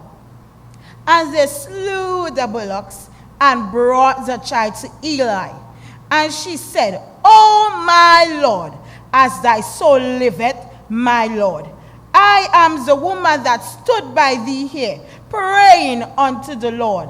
For this child I prayed, and the Lord had given me my petition, which I asked of him. Therefore also I have led him to the Lord. As long as he liveth, he shall be lent unto the Lord. And he worshipped the Lord there. And Hannah prayed and said, my heart rejoiceth in the Lord, and the horn is exalted. My mouth is enlarged over my enemies. I rejoice in my salvation. Chapter 2, verse 2. And there is no one holy than the Lord, for the Lord is none beside thee, neither is there any rock like our God. Talk no more so exceeding proudly. Let no arrogance come out of your mouth, for the Lord is a good God of knowledge, and by him action are weighed.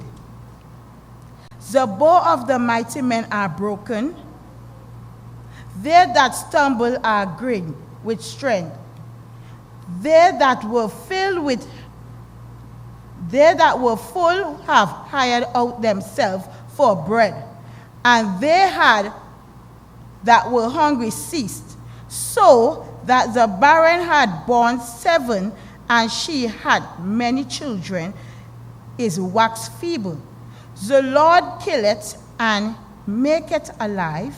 He bringeth down to the grave and bringeth up. The Lord maketh poor and maketh rich. He bringeth low and lifteth up. He raiseth up the poor out of the dust, and lifteth up the beggars from the dunghill, to set them among princes, and to make them inherit the throne of glory. For the pillars of the earth are the Lord's, and he hath set the world upon them. He will keep the feet of his saints, and the wicked shall be silent in the darkness. For by strength shall no man prevail. The adversaries of the Lord shall be broken into pieces. Out of the heavens shall the thunder upon them. The Lord shall judge the end of the earth, and he shall give strength unto his kings, and exalt the horns of his anointed. And Elkanah went to Ramah to his house, and the children did minister unto the Lord before Eli the priest. Now the sons of Eli were of Beel.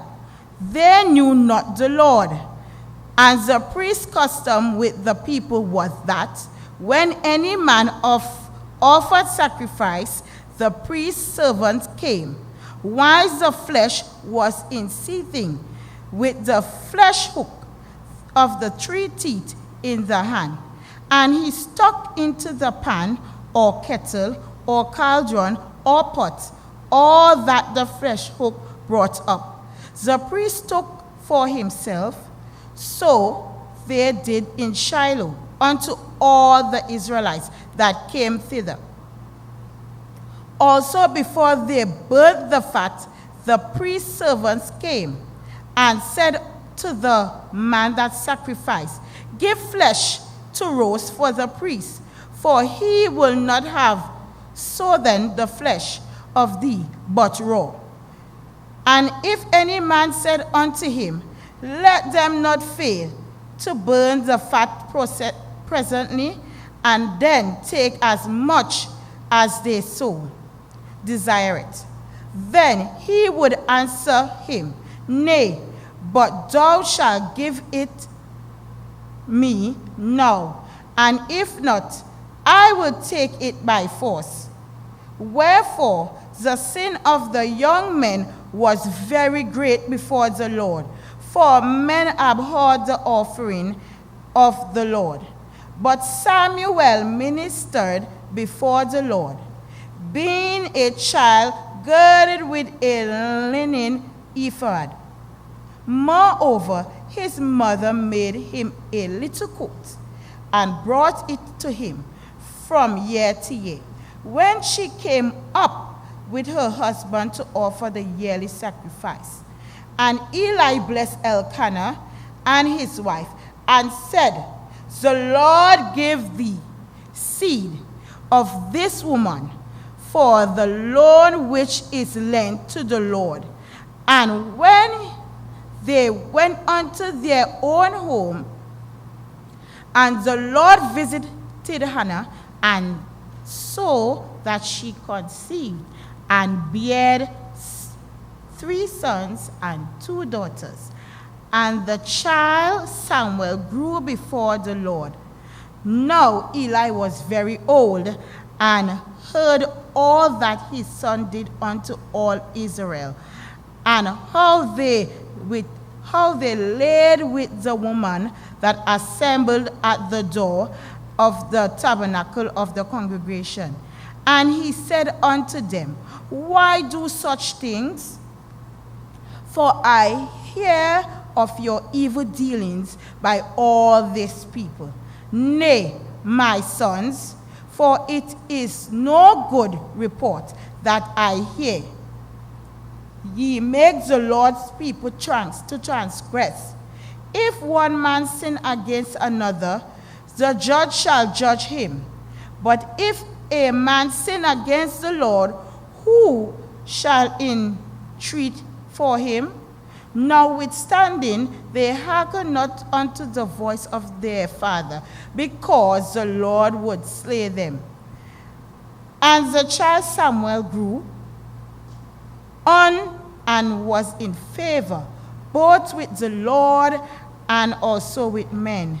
And there came a man of God unto Eli, and said unto him, thus said the Lord, did I plainly appear unto the house of thy father when they were in Egypt, in Pharaoh's house? And did I choose him out of all the tribes of Israel to be my priest, to offer upon thy altar, to burn incense, to wear an ephod before me? And did I give unto the house of thy father all the offerings made by fire of the children of Israel? Wherefore, kick ye at my sacrifice and at my offerings, which I have commanded in my habitation, and honorest thy sons above me, to make yourself fat with the chief of all the offerings of Israel, my people. Wherefore the Lord God is Israel said, I said indeed that thy house and the house of thy father should walk before me forever. But now the Lord said, be it far from me. From them that honor me I will honor, and they that despise me shall be lightened esteem. Behold, the days come that I will cut off thine arm, and thy arm of thy father's house, that there shall not be an old man in thy house, and thou shalt see an enemy in my habitation. In all the wealth which God shall give Israel, and there shall not be an old man in thy house forever. And the man of thine, whom I shall not cut off from thine altar, shall be to consume thy eyes, and to grieve thine heart, and to all the increase of thine house shall die in the flower of thy age. And this shall be a sign unto thee that shall come upon thy two sons, on Hophni and Phinehas. In one day they shall die, both of them, and I will raise me up a faithful priest that shall do according to that which is in my heart and my mind, and I will build him a sure house, and he shall walk before my anointing forever. And it shall come to pass that everyone that is left in thy house shall come and crouch to him for a piece of silver and a morsel of bread, and shall say, Put me, I pray thee, into thy priest's office, that I may eat a piece of bread. Chapter 3.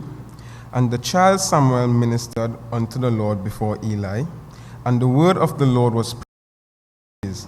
There was no open vision. And it came to pass at that time, when Eli was laid down in his place, and his eyes began to wax dim, that he could not see. And ere the lamp of God went out in the temple of the Lord, where the ark of God was, and Samuel was laid down to sleep, that the Lord called Samuel, and he answered, Here I am. And he ran unto Eli and said, Here am I, for thou calledest me. And he said, I called not, lie down again. Went and lay down. And the Lord said again, Samuel. And Samuel arose and went to Eli and said, Here am I, for thou didst call me. And he answered, I called not, my son, lie down again. Now Samuel did not yet know the Lord, neither was the word of the Lord yet revealed unto him. And the Lord called Samuel again the third time. And he arose and went to Eli and said, Here am I, for thou didst call me. And Eli perceived that the Lord had called the child. Therefore Eli said unto Samuel, Go lie down, and it shall be, if he call thee, that thou shalt say, Speak, Lord, for thy servant heareth. So Samuel went and lay down in his place. And the Lord came and stood and called as at other times, Samuel. Samuel then answered, Speak, for thy servant heareth. And the Lord said to Samuel, Behold, I will do a thing in Israel, at which both the tears of every one that heareth it shall tingle. In that day I will perform against Eli and all things which I have spoken concerning his house. When I begin, I will also make an end. For I have told him that I will judge his house forever for the iniquity which he knoweth. Because his sons made themselves vile, and he restrained them not. And therefore I have sworn unto the house of Eli, that the iniquity of Eli's house shall not be purged with sacrifice not offering forever. And Samuel lay down until the morning, and opened the doors of the house of the Lord. And Samuel feared to show Eli the vision. Then Eli called Samuel and said, Samuel, my son. And he answered, Here am I. And he said, What is the thing that the Lord had said unto thee? I pray thee that it not from me. God do so to thee, and more also, if thou hide anything from me of all the things that he said unto thee. And Samuel told him every whit, and hid nothing from him. And he said, It is the Lord, let him do what he seemeth him good. And Samuel grew, and the Lord was with him, and did let none of his words fall to the ground. And all Israel, from Dan even to Beersheba, knew that Samuel was established to be a prophet of the Lord. And the Lord appeared again in Shiloh, for the Lord revealed himself to Samuel in Shiloh by the word of the Lord. Chapter 4. And the word of Samuel came to all Israel. Now Israel went out against the Philistines to battle and pitched beside Ebenezer. And the Philistines pitched Aphet. And the Philistines put themselves in array against Israel. And when they joined battle, Israel was smitten before the Philistines. And they slew of the army in the field about 4,000 men. And when the people were come into the camp, the elders of Israel said, Wherefore hath the Lord smitten us today before the Philistines? Let us fetch the ark of the covenant of the Lord out of Shiloh unto us, that when it cometh among us, it may save us out of the hand of our enemies. So that the people sent to Shiloh, that they might bring from thence the ark of the covenant of the Lord of hosts, which dwelleth between the cherubims. And the two sons of Eli, Hophni and Phinehas, were there with the ark of the covenant of God. And when the ark of the covenant of the Lord came into the camp, all Israel shouted with a great shout, so that the earth rang again. And when the Philistines heard the noise of the shout, they said, What meaneth noise of this great shout in the camp of the Hebrews? And they understood that the ark of the Lord was come into the camp. And the Philistines were afraid, for they said, God is come into the camp. And they said, Woe unto us, for there had no been such a thing heretofore. Woe unto us! Who shall deliver us out of the hand of these mighty gods? There are the gods that smote the Egyptians with all the plagues in the wilderness. Be strong and quit yourselves like men, O ye Philistines, that ye be not servants unto the Hebrews, as they have been to you. Quit yourselves like men and fight. And the Philistines fought, and Israel was smitten, and they feed every man into his tent. And there was a very great slaughter, for there fell of Israel 30,000 footmen. And the ark of God was taken, and the two sons of Eli, Hophni and Phinehas, were slain. And there ran a man of Benjamin out of the army, and came to Shiloh the same day with his clothes rent and with earth upon his head. And when he came, lo, Eli sat upon a seat by the wayside watching, for his heart trembled for the ark of God. And when the man came into the city and told it, all the city cried out.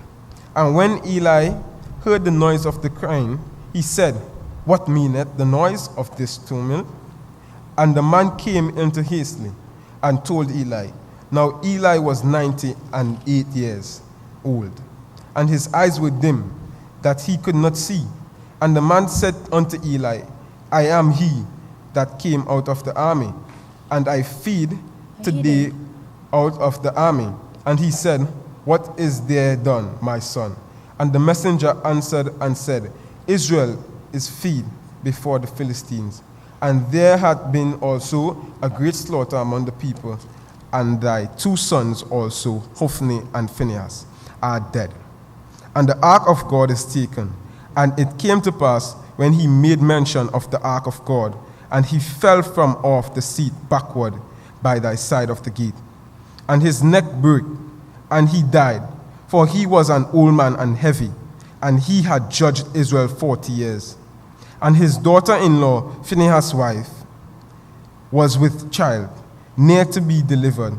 And when she heard the tidings that the ark of God was taken, and that her father-in-law and her husband were dead, she bowed herself and travailed, for her pains came upon her. And about the time of her death, the woman that stood by her said unto her, Fear not, for thou hast borne a son.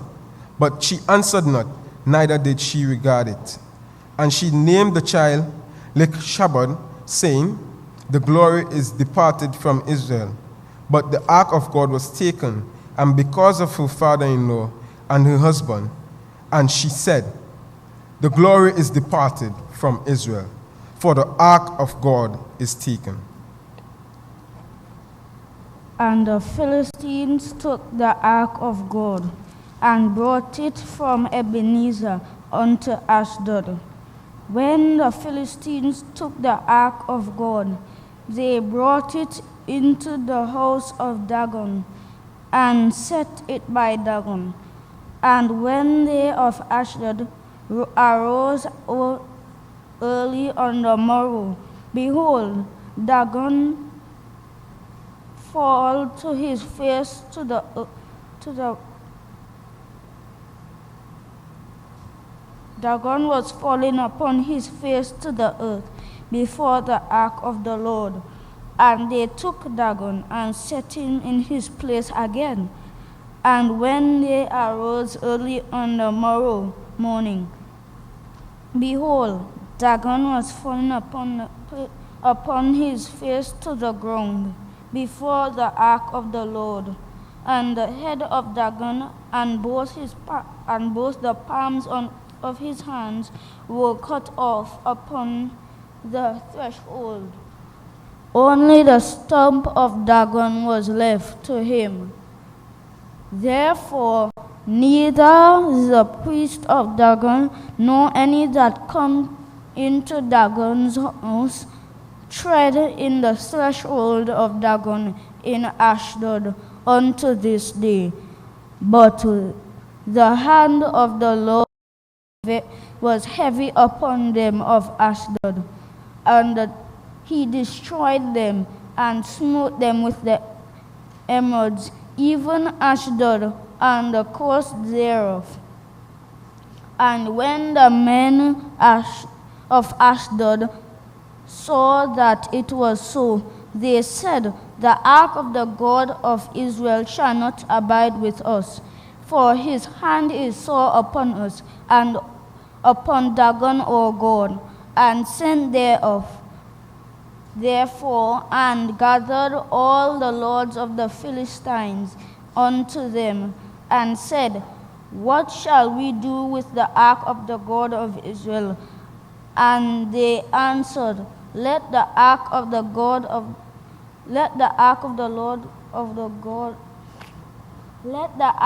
the God of Israel be carried about unto Gath. And they carried the ark of God of Israel about thither.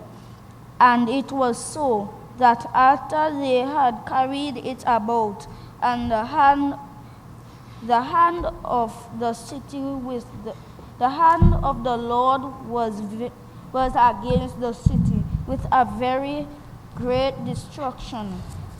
And he smote the men of the city, both small and great, and they had the emeralds in their secret parts. Therefore they sent the ark of the God to Ephraim. And it came to pass, as the ark of God came to Ephraim, that the Ephraimites carried out, saying, they have brought about the ark of the God of Israel to us, to slay us and our people. So they sent and gathered together all the lords of the Philistines, and said, send away the ark of the God of Israel, and let it go again to his own place, that it slay us not and our people. For there was a deadly destruction throughout all the city. The hand of God was very heavy there, and the men that died were not smitten with the emeralds, and the cry of God went up to heaven. Chapter 6. And the Lord the country of the Philistines 7 months. And they answered, saying, tell us where we shall send it to his place. And they said, If ye send away the ark of the God of Israel, send it not empty, but in any wise return him a trespass offering. Then ye shall be healed, and it shall be known to you why his hand is not removed from you. Said they, What shall be the trespass offering which we shall return to him? They answered, 5 golden emeralds, and 5 golden mice, according to the number of lords of the Philistines. For one plague was on you all, and on your lords. Wherefore ye shall make images of your emeralds, and images of your mice that mar the land. And ye shall give glory to the God of Israel. Peradventure, he will land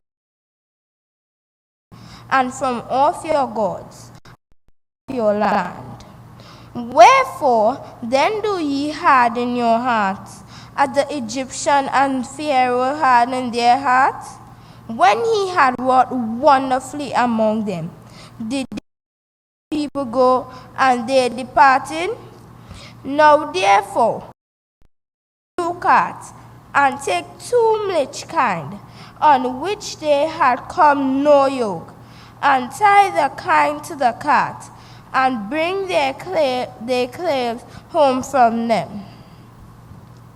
And take the ark of the Lord, and lay it upon the cart, and put the jewels of gold which ye returned to him for a trespass offering in a coffer by the side thereof, and send it away, that it may go.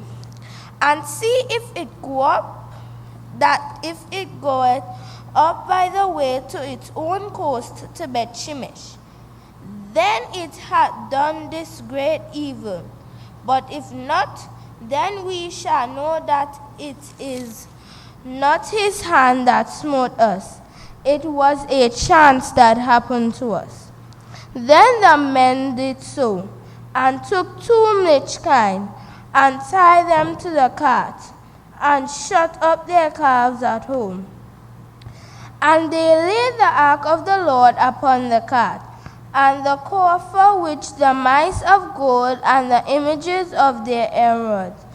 And the kine took straight way to Bethshemesh, and went along the highway lowing as they went, and turned not aside to the right hand or to the left.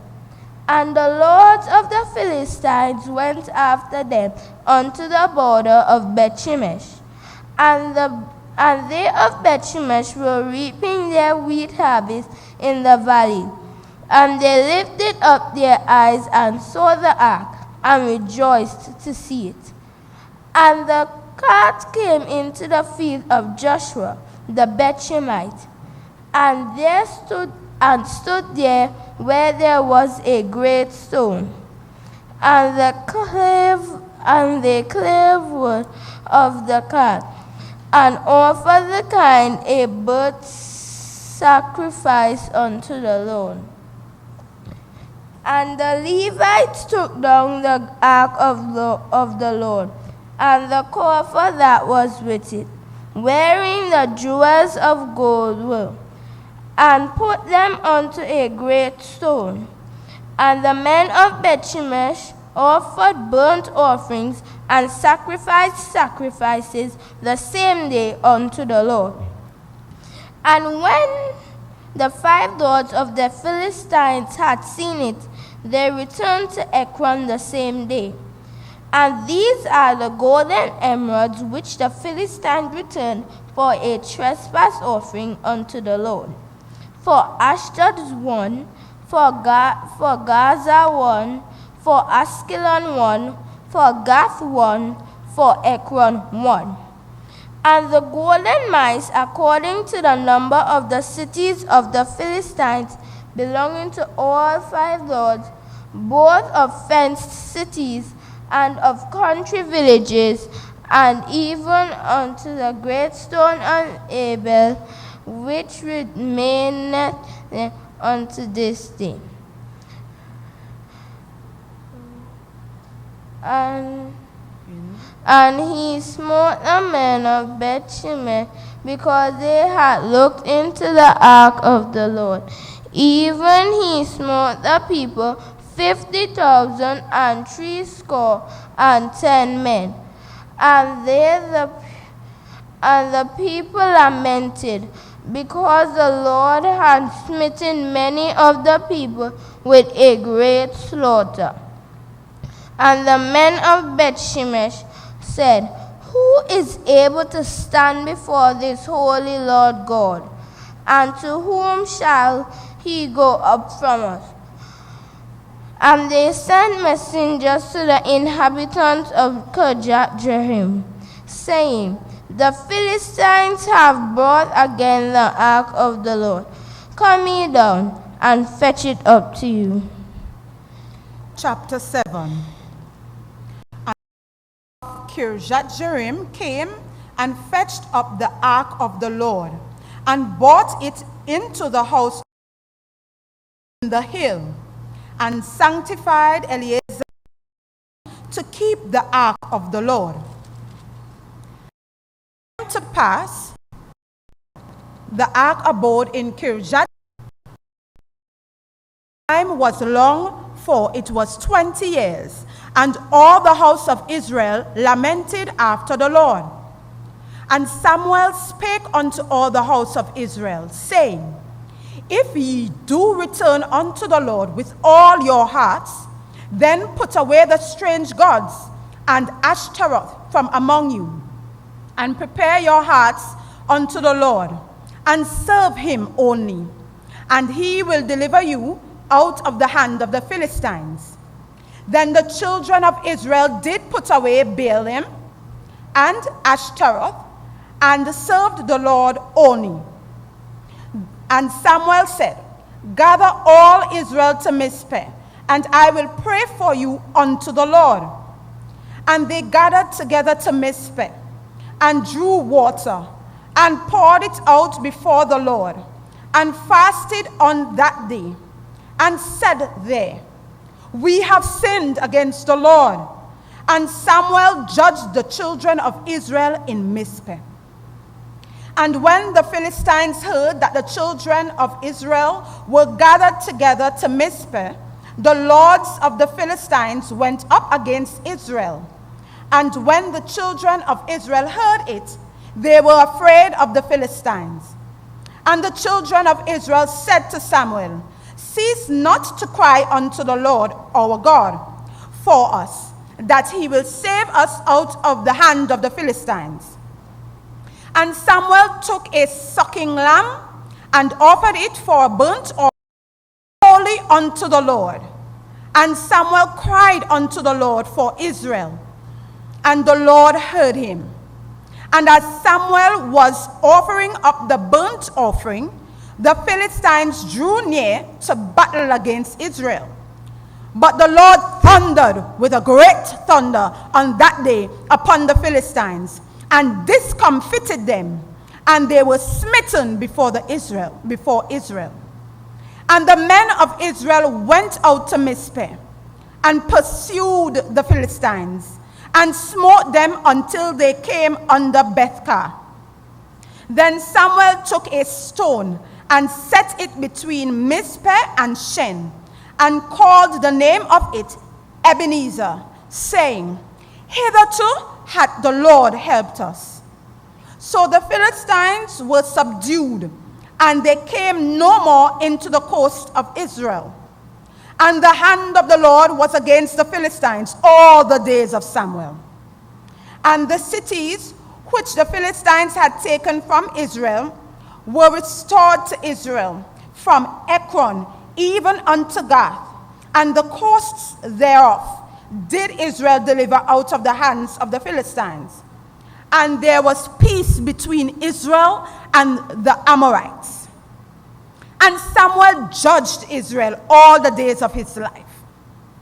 And he went from year to year in circuit to Bethel and Gilgal and Mizpeh, and judged Israel in all those places. And his return was to Ramah for the house, and there he judged Israel, and there he built an altar unto the Lord. Chapter 8.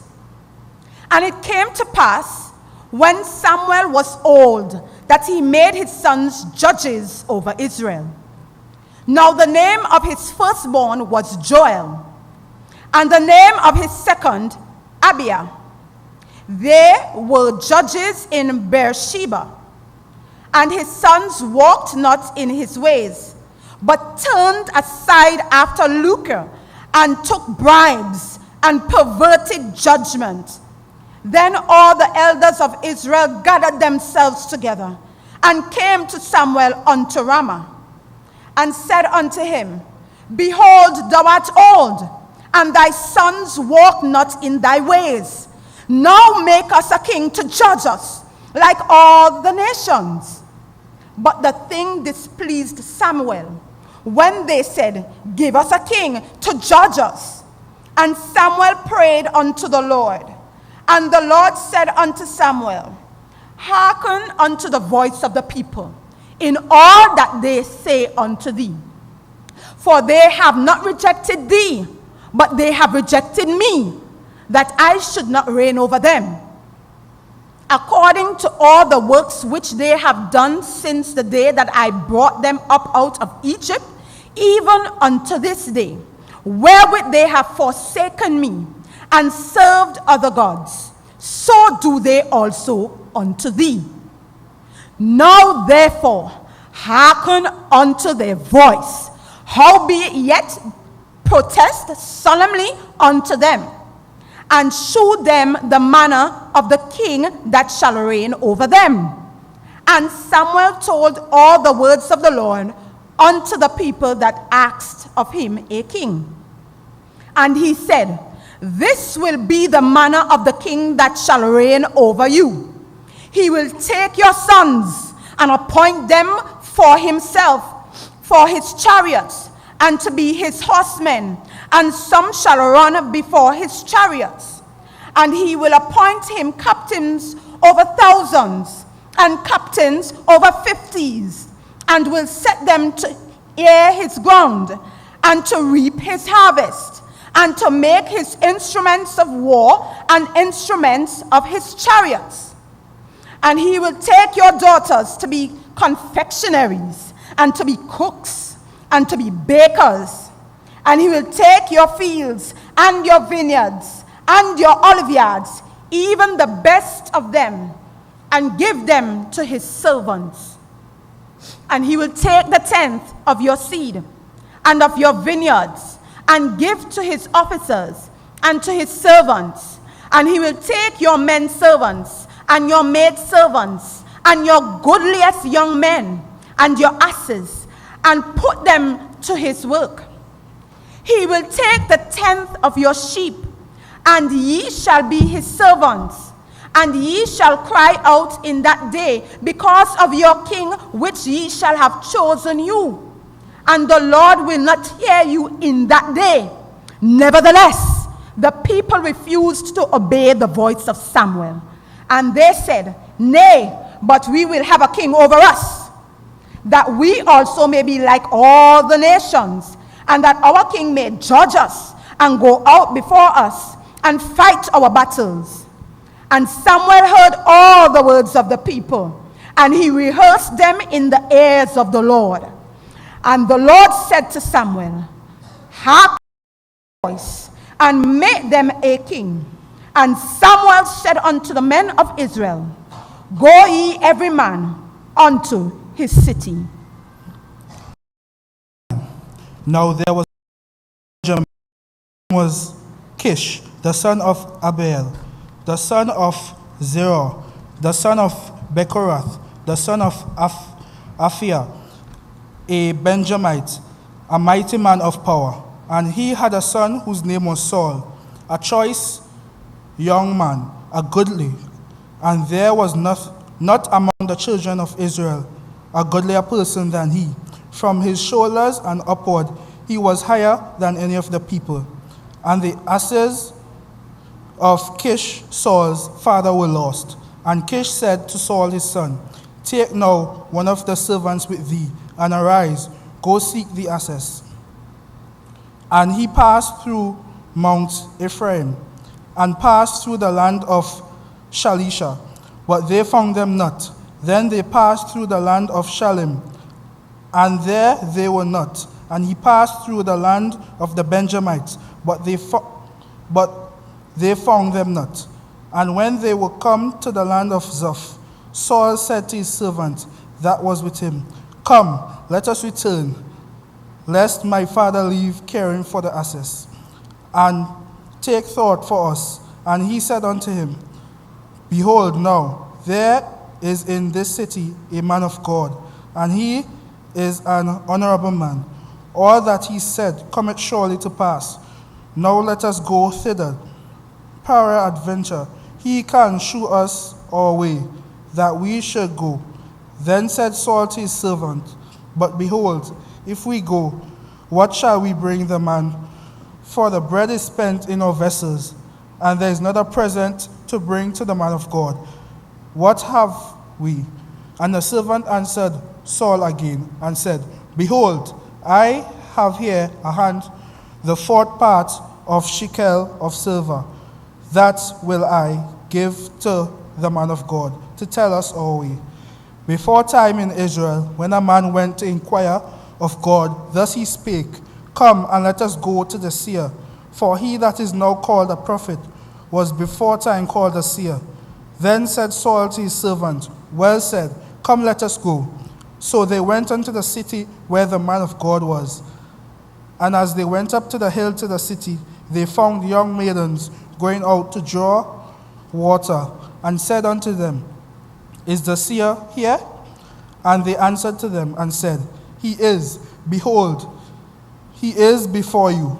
Make haste now, for he came today to the city. For there is a sacrifice of the people today in the high place. As soon as ye be come into the city, ye shall straightway find him before he go up to the high place to eat. For the people will not eat until he come, because he doth bless the sacrifice. And afterwards they eat that he bidden. Now therefore get you up, for about this time ye shall find him. And they went up into the city. And when they were come into the city, behold, Samuel came out against them, for to go up to the high place.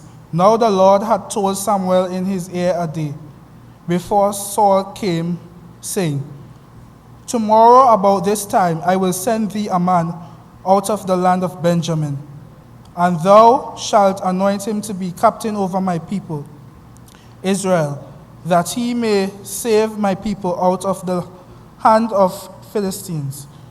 For I have looked upon my people, because their cry is come unto me. And when Samuel saw Saul, the Lord said unto him, Behold, the man whom I spake to thee of, this same shall reign over my people. Then Saul drew near to Samuel in the gate, and said, Tell me, I pray thee, where the seer's house is. And Samuel answered Saul and said, I am the seer. Go up before me unto the high place, for ye shall eat with me. Today and tomorrow I will let thee go, and will tell thee all that is in thine heart. And as for thine asses that were lost 3 days ago, set not thy mind on them, for they are found. And on whom is all the desire of Israel? Is it not on thee and all my father's house? And Saul answered and said, I am not a Benjamite, of the smallest of the tribes of Israel, and my family is the least of all the families of the tribe of Benjamin. Wherefore then speakest thou so to me? And Samuel took Saul and his servants, and brought them into the parlor, and made them sit in the chiefest place among them that were bidden, which were about 30 persons. And Samuel said unto the cook, Bring the portion which I gave thee, of which I said unto thee, Set it by thee.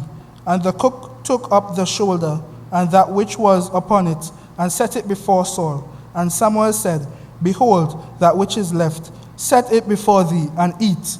For until this time hath it been kept for thee since I said, I have invited the people. So Saul did eat with Samuel that day.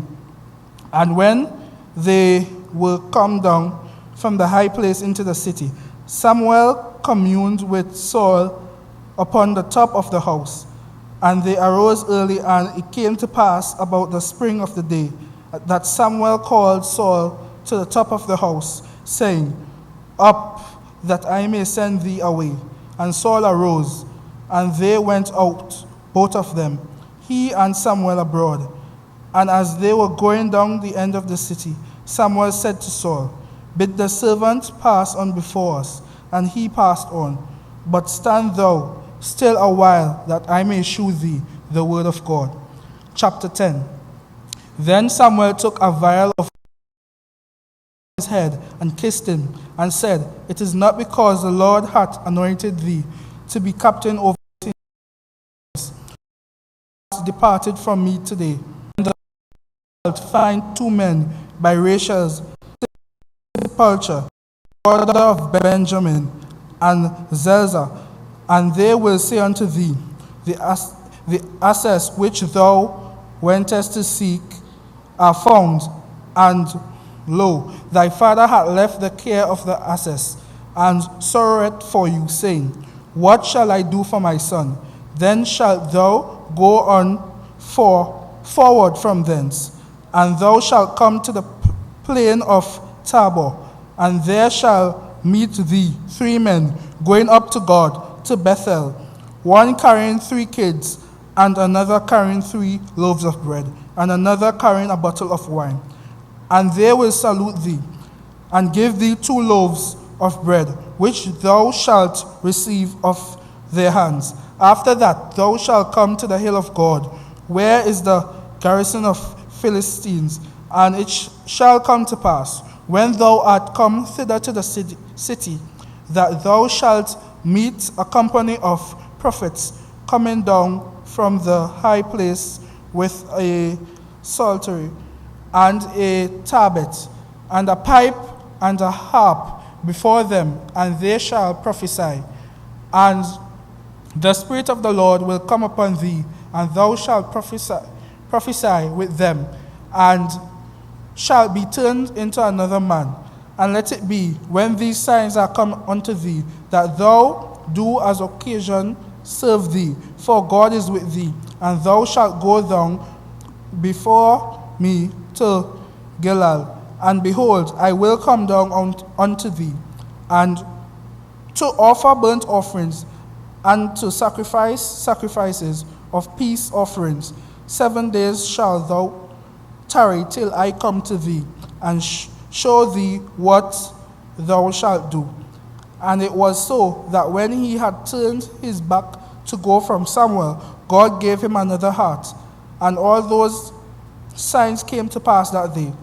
And when they came thither to the hill, behold, a company of prophets met him, and the Spirit of God came upon him, and he prophesied among them. And it came to pass, when all that knew him before time saw that, behold, he prophesied among the prophets, then the people said one to another, What is this that is come unto the son of Kish? Is Saul also among the prophets? And one of the same place answered and said, But who is their father? Therefore it became a proverb. Is Saul also among the prophets? And when he had made an end of prophesying, he came to the high place, and Saul's uncle said unto him and to his servants, Whither went ye? And he said, To seek the asses. And when we saw that they were nowhere, we came to Samuel. And Saul's uncle said, Tell me, I pray thee, what Samuel said unto you. And Saul said unto his uncle, He told us plainly that the asses were found. But the matter of the kingdom, whereof Samuel spake, he told him not. And Samuel called the people together unto the Lord to Mizpeh. and said unto the children of Israel, Thus said the Lord God of Israel, I brought up Israel out of Egypt, and delivered you out of the hand of Egyptians, and out of the hand of all kingdoms, and all of them that oppressed you. And ye have this day rejected your God, who himself saved you out of all your adversities and your tribulations, and ye have said unto him, Nay, but set a king over us. Now therefore present yourselves before the Lord by your tribes and by your thousands. And when Samuel had caused the tribes of Israel to come near the tribe of Benjamin was taken. When he had caused the tribe of Benjamin to come near by their families, the family of Matri was taken, and Saul the son of Kish was taken.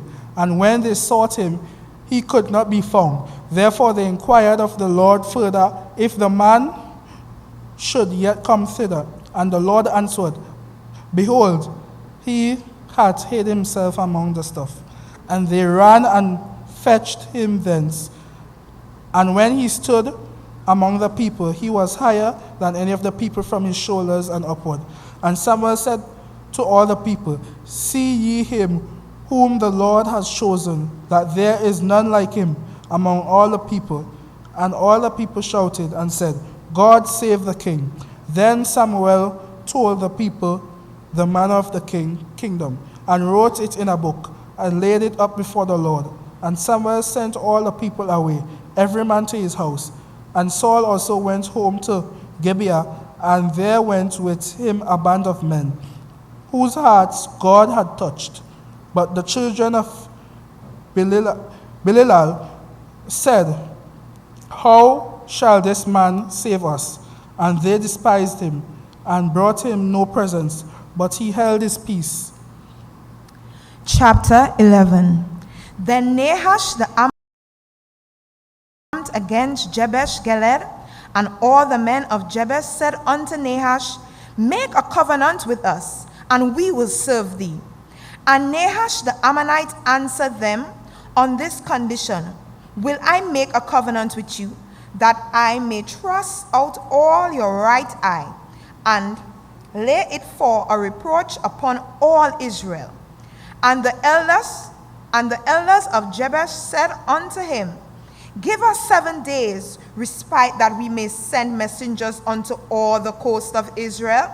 And then, if there be no man to save us, we will come out to thee. Then came the messengers to Jabesh of Saul, and told the tidings in the ears of the people. And all the people lifted up their voices and wept. And behold, Saul came after the herd out of the field, and Saul said, What allieth the people that they weep? And they told him the tidings of the men of Jabesh. And the Spirit of God came upon Saul when he heard those tidings, and his anger was kindled greatly. And he took a yoke of oxen, and hewed them in pieces, and sent them throughout all the coast of Israel by the hands of messengers, saying, Whosoever cometh not forth after Saul and after Samuel, so shall it be done unto his oxen. And the fear of the Lord fell upon the people, and they came out with one consent. And when he numbered them in Bezek, the children of Israel were 300,000, and the men of Judah 30,000. And they said unto the messengers that came, Thus shall ye say unto the men of Jabesh Gilead, Tomorrow by that time the sun be hot. Ye shall have help. And the messengers came and shewed it to the men of Jabesh, and they were glad. Therefore the men of Jabesh said, Tomorrow we will come out unto you, and ye shall do with us all that seemeth good unto you. And it was so on the morrow that Saul put the people in 3 companies, and they came into the midst of the host in the morning watch, and slew the Ammonites until the heat of the day. And it came to pass that there which remained was scattered, so that 2 of them were not left together. And the people said unto Samuel, Who is he that said, Shall Saul reign over us? Bring the men, that we may put them to death. And Saul said, There shall not a man be put to death this day, for today the Lord had wrought salvation in Israel. Then said Samuel to the people, Come, and let us go to Gilgal, and renew the kingdom there. And all the people went to Gilgal, and there they made Saul king before the Lord. In Gilgal, and there they sacrificed sacrifices of peace, offerings before the Lord, and there Saul and all the men of Israel rejoiced greatly. Chapter 12. And said unto all Israel, Behold, I have hearkened unto your voice in all that ye said unto me, and have made a king before, and I am old, son are with you, and I have walked before you from my childhood unto this day. Behold, here am I, or here I am, witness against me before the Lord, and before his anointed. Whose ox have I taken? Or whose ass have I taken? Or whom have I defrauded? Whom have I oppressed? Or whose have had I received any bribe to blind mine eyes therewith? To you, thou hast not defrauded us, neither hast thou taken aught of any man's hand. And he said unto them, The Lord is witness against you, and his anointed is witness this day, that ye have not fought aught in my hand. And they answered, He is witness. And Saul said unto the people, It is the Lord that advanced Moses and Aaron, and that brought your fathers up out of the land of Egypt. Now therefore stand still, that I may reason with you before the Lord of all the righteous acts of the Lord, which he did to you and to your fathers. When Jacob was come into Egypt, and your fathers cried unto the Lord, then the Lord sent Moses and Aaron, which brought forth your fathers out of Egypt, and made them dwell in this place. And when they forgot the Lord their God, he sold them into the hand of Sisera, captain of the host of Hazor, and into the hand of the Philistines, and into the hand of the king of Moab, and they fought against them. And they cried unto the Lord and said, We have sinned, because we have forsaken the Lord, and have served Baalim and Ashtaroth. But now deliver this out of the hand of our enemies, and we will serve thee. And the Lord sent Jerubbaal and Bedam and Jehath and Samuel, and delivered you out of the hand of your enemies, and on every side ye dwelt safe. And when he saw the Nahash, the king of the children of Ammon, came against you, ye said unto me, Nay, but a king shall reign over us, when the Lord your God was your king. Now therefore, behold, the king whom ye have chosen, and whom ye have desired, and behold, the Lord hath set a king over you. If ye will fear the Lord, and serve him, and obey his voice, and not rebel against the commandments of the Lord, then shall both ye and also the king that reigneth over you continue, following the Lord your God. But if ye will not obey the voice of the Lord, but rebel against the commandment of the Lord, then shall the hand of the Lord be against you, and it was against your fathers. Now therefore stand and see this great thing, which the Lord will do before your eyes. It is not wheat harvest today. I will call unto the Lord, and he shall send thunder and rain. that ye may perceive and see that your wickedness is great, which ye have done in the sight of the Lord, and in asking you a king. So Samuel called unto the Lord, and the Lord sent thunder and rain that day, and all the people greatly feared the Lord and Samuel. And all the people said unto Samuel, Pray for thy servants unto the Lord thy God, that we die not, for we have added unto our sins this evil, to ask us a king. And Samuel said unto the people, Fear not, ye have done all this wickedness, yet turn not aside from following the Lord, but serve the Lord with all your heart. And turn ye not aside from them, should ye go after vain things, which cannot profit nor deliver, for they are vain. For the Lord will not forsake his people, for his great name's sake, because it had pleased the Lord, his people.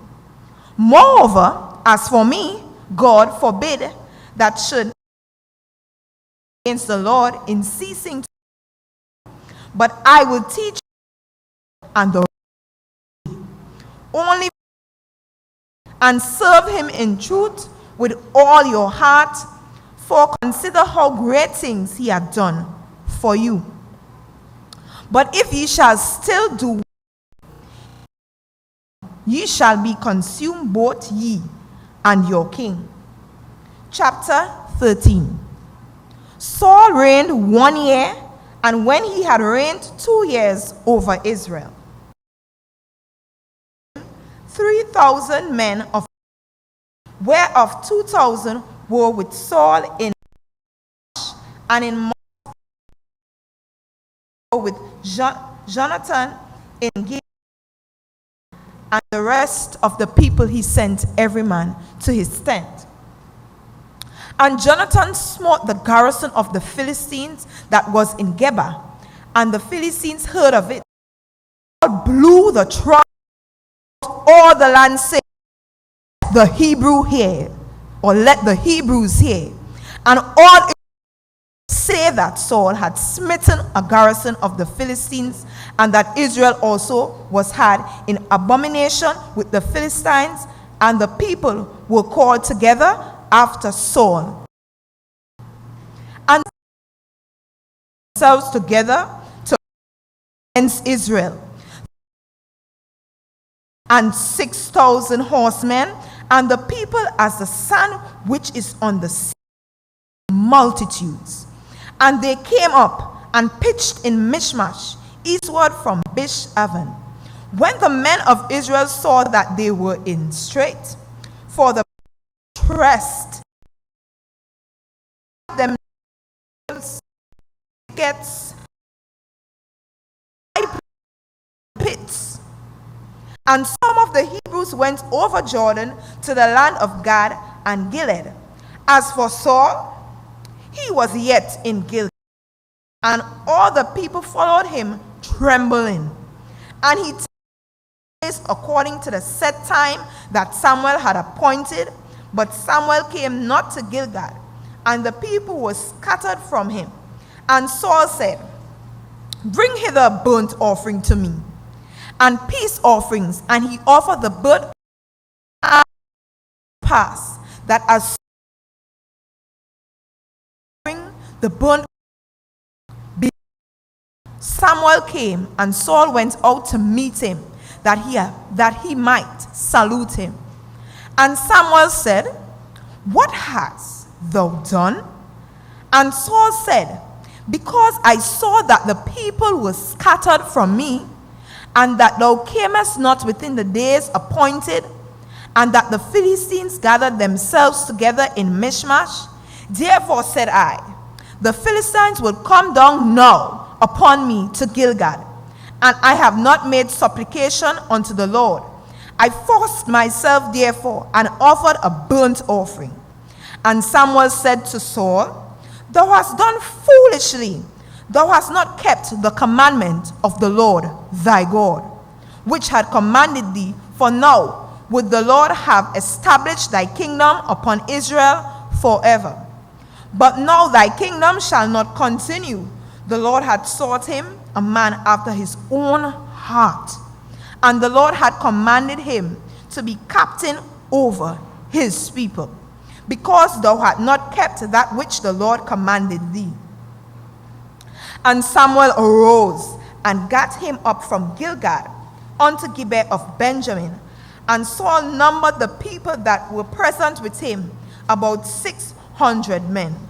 And Saul and Jonathan his son, and the people that were present with him, abode of Benjamin, but the Philistines encamped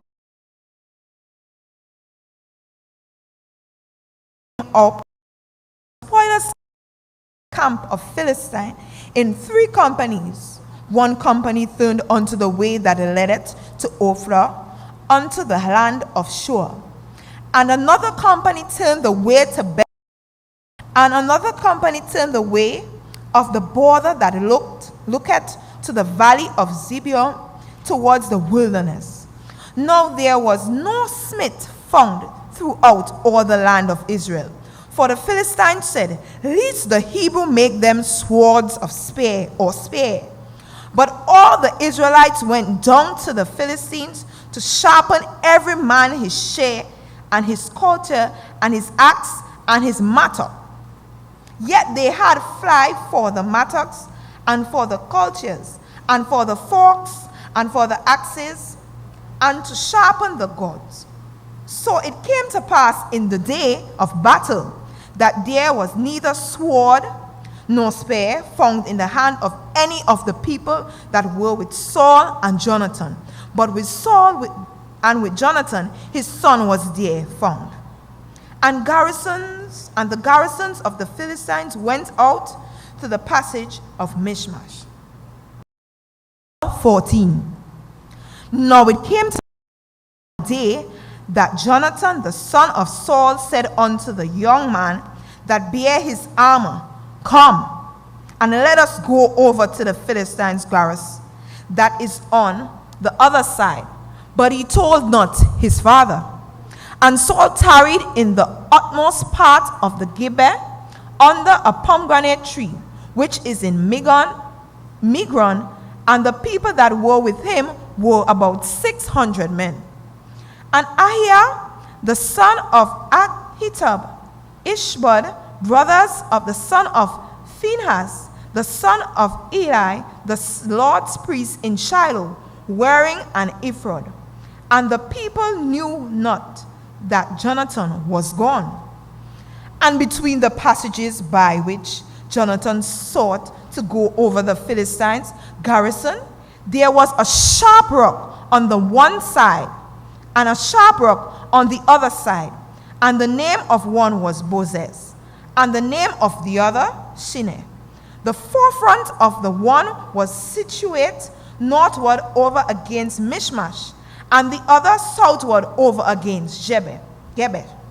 And Jonathan said to the young man that bare his armor, come, and let us go over unto the garrison of these unto uncircumcised. It may be that the Lord will work for us, for there is no restraint to the Lord to save by many or by few. And his armor bearer said unto him, do all that is in thine heart. Turn thee, behold, I am with thee according to thy heart. Then said Jonathan, behold, we will pass over unto these men, and we will discover ourselves unto them. If they say thus unto us, tarry until we come to you, then we will stand still in our place, and we will not go up unto them. But if they say thus, come up unto us, then we will go, for the Lord hath delivered them into our hand, and this shall be a sign unto us. And both of them discovered themselves unto the garrison of the Philistine. And the Philistines said, behold, the Hebrews come forth out of the holes where they had hid themselves. And the men of the garrison answered his armor bearer and said, come up to us, and we will shew you a thing. And Jonathan said unto his armor-bearer, Come up after me, for the Lord had delivered them into the hand of Israel. And Jonathan climbed up upon his head and upon his feet, and his armor-bearer after him. And they fell before Jonathan, and his armor-bearer slew him after.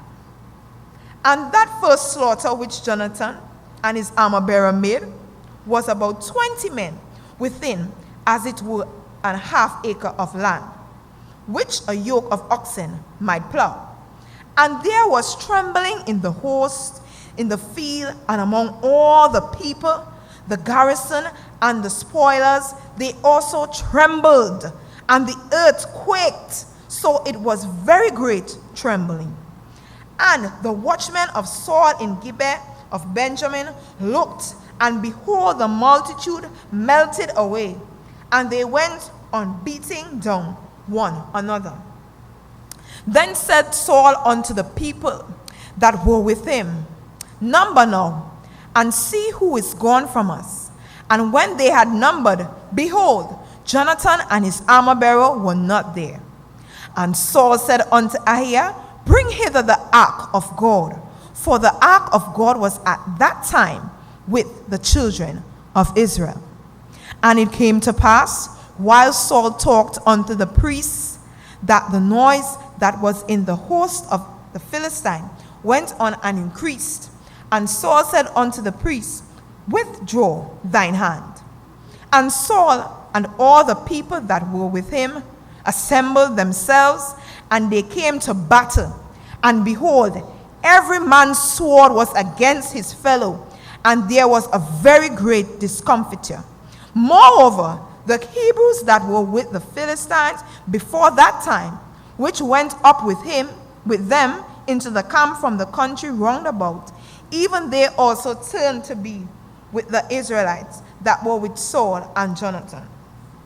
Likewise, all the men of Israel which had hid themselves in Mount Ephraim, when they heard that the Philistines fled, even they also followed hard after them in the battle. So the Lord saved Israel that day, and the battle passed over unto Beth-aven. And the men of Israel were distressed that day, for Saul had adjured the people, saying, Cursed be the man that eateth any food until this evening, that I may be avenged on mine enemies. So none of the people tasted any food. And all they of the land came to a wood, and there was honey upon the ground. And when the people were come into the wood, behold, the honey dropped, but no man put his hand to his mouth, for the people feared the oath. But Jonathan heard not when his father charged the people with the oath. Wherefore he put forth the end of the rod that was in his hand, and dipped it in an honeycomb, and put his hand to his mouth, and his eyes were enlightened. Then answered one of the people and said, Thy father straitly charged the people with an oath, saying, Cursed be the man that eateth any food from this day. And the people were faint. Then said Jonathan, My father hath troubled the land. See, I pray you, how mine eyes have been enlightened, because I tasted a little of this honey. How much more, if the people had eaten freely today of the spoil of their enemies, which they found. For had there not been now a much greater slaughter among the Philistines? And that smote the Philistine that day from Michmash to Aijalon, and the people were faint. And the people flew upon the spoil, and took sheep, and oxen, and calves, and slew them on the ground, and the people did eat them with the blood. Then they told Saul, saying, Behold, the people sin against the Lord, in that they eat with the blood. And he said, Ye have transgressed. Roll a great stone unto me this day. And Saul said, Disperse yourselves among the people, and say unto them, Bring me hither every man his ox.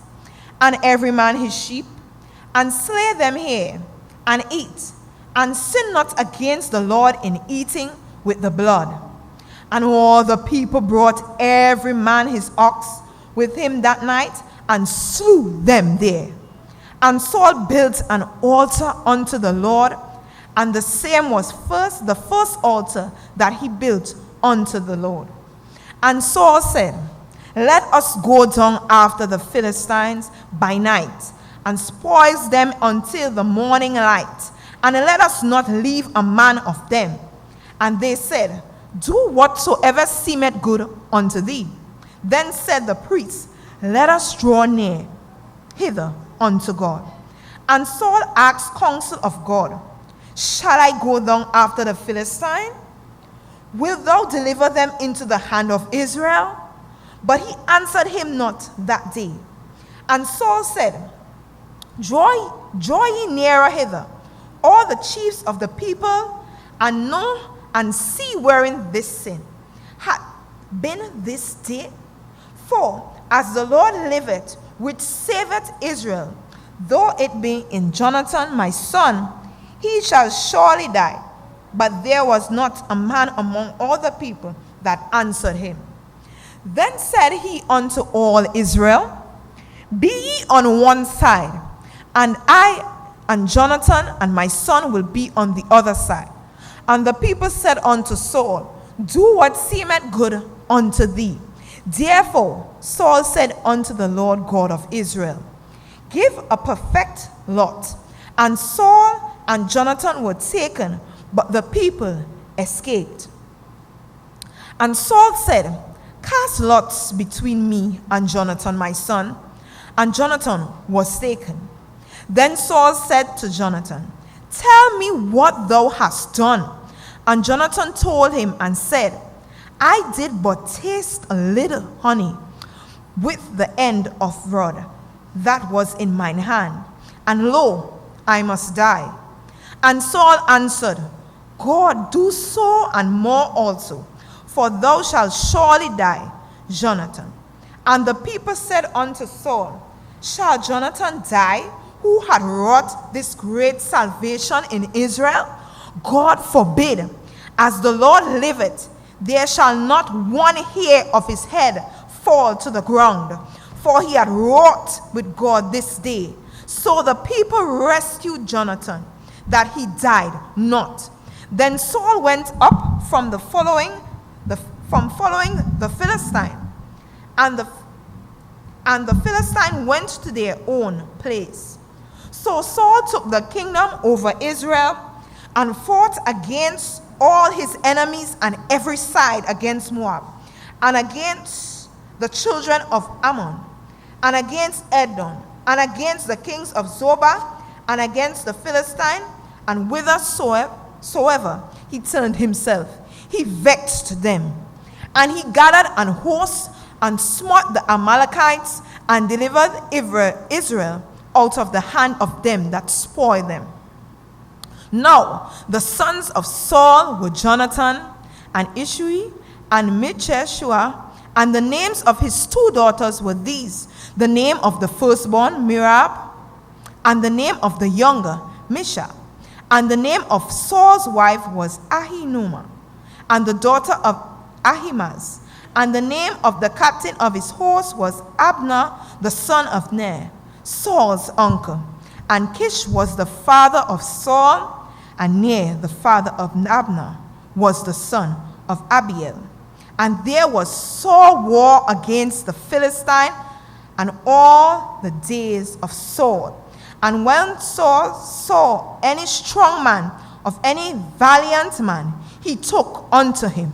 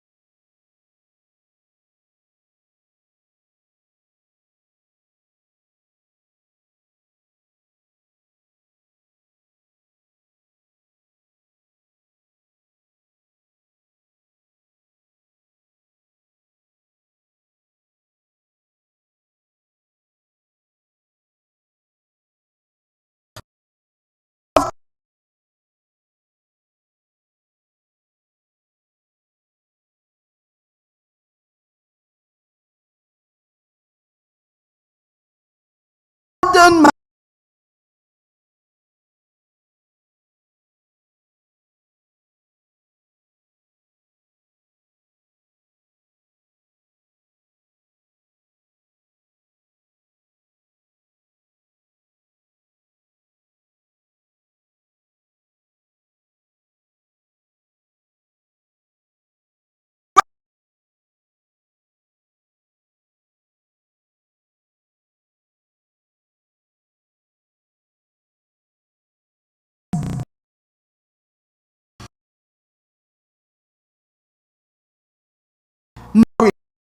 for he's not a man that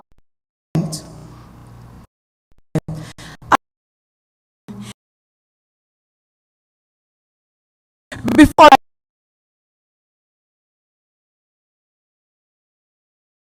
I may world thy God turn again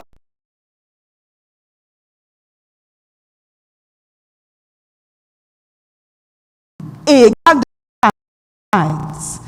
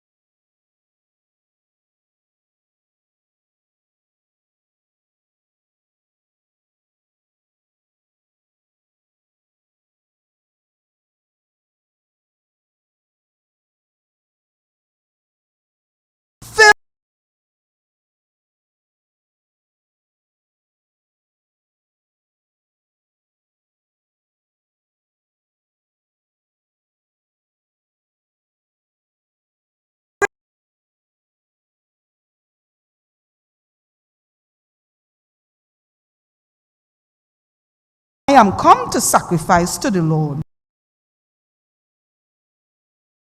And I will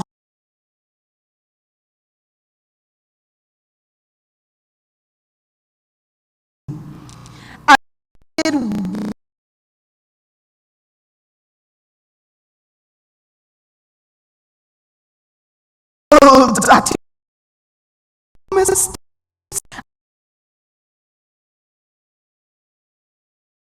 to the Lord and sacrifice, and he sanctified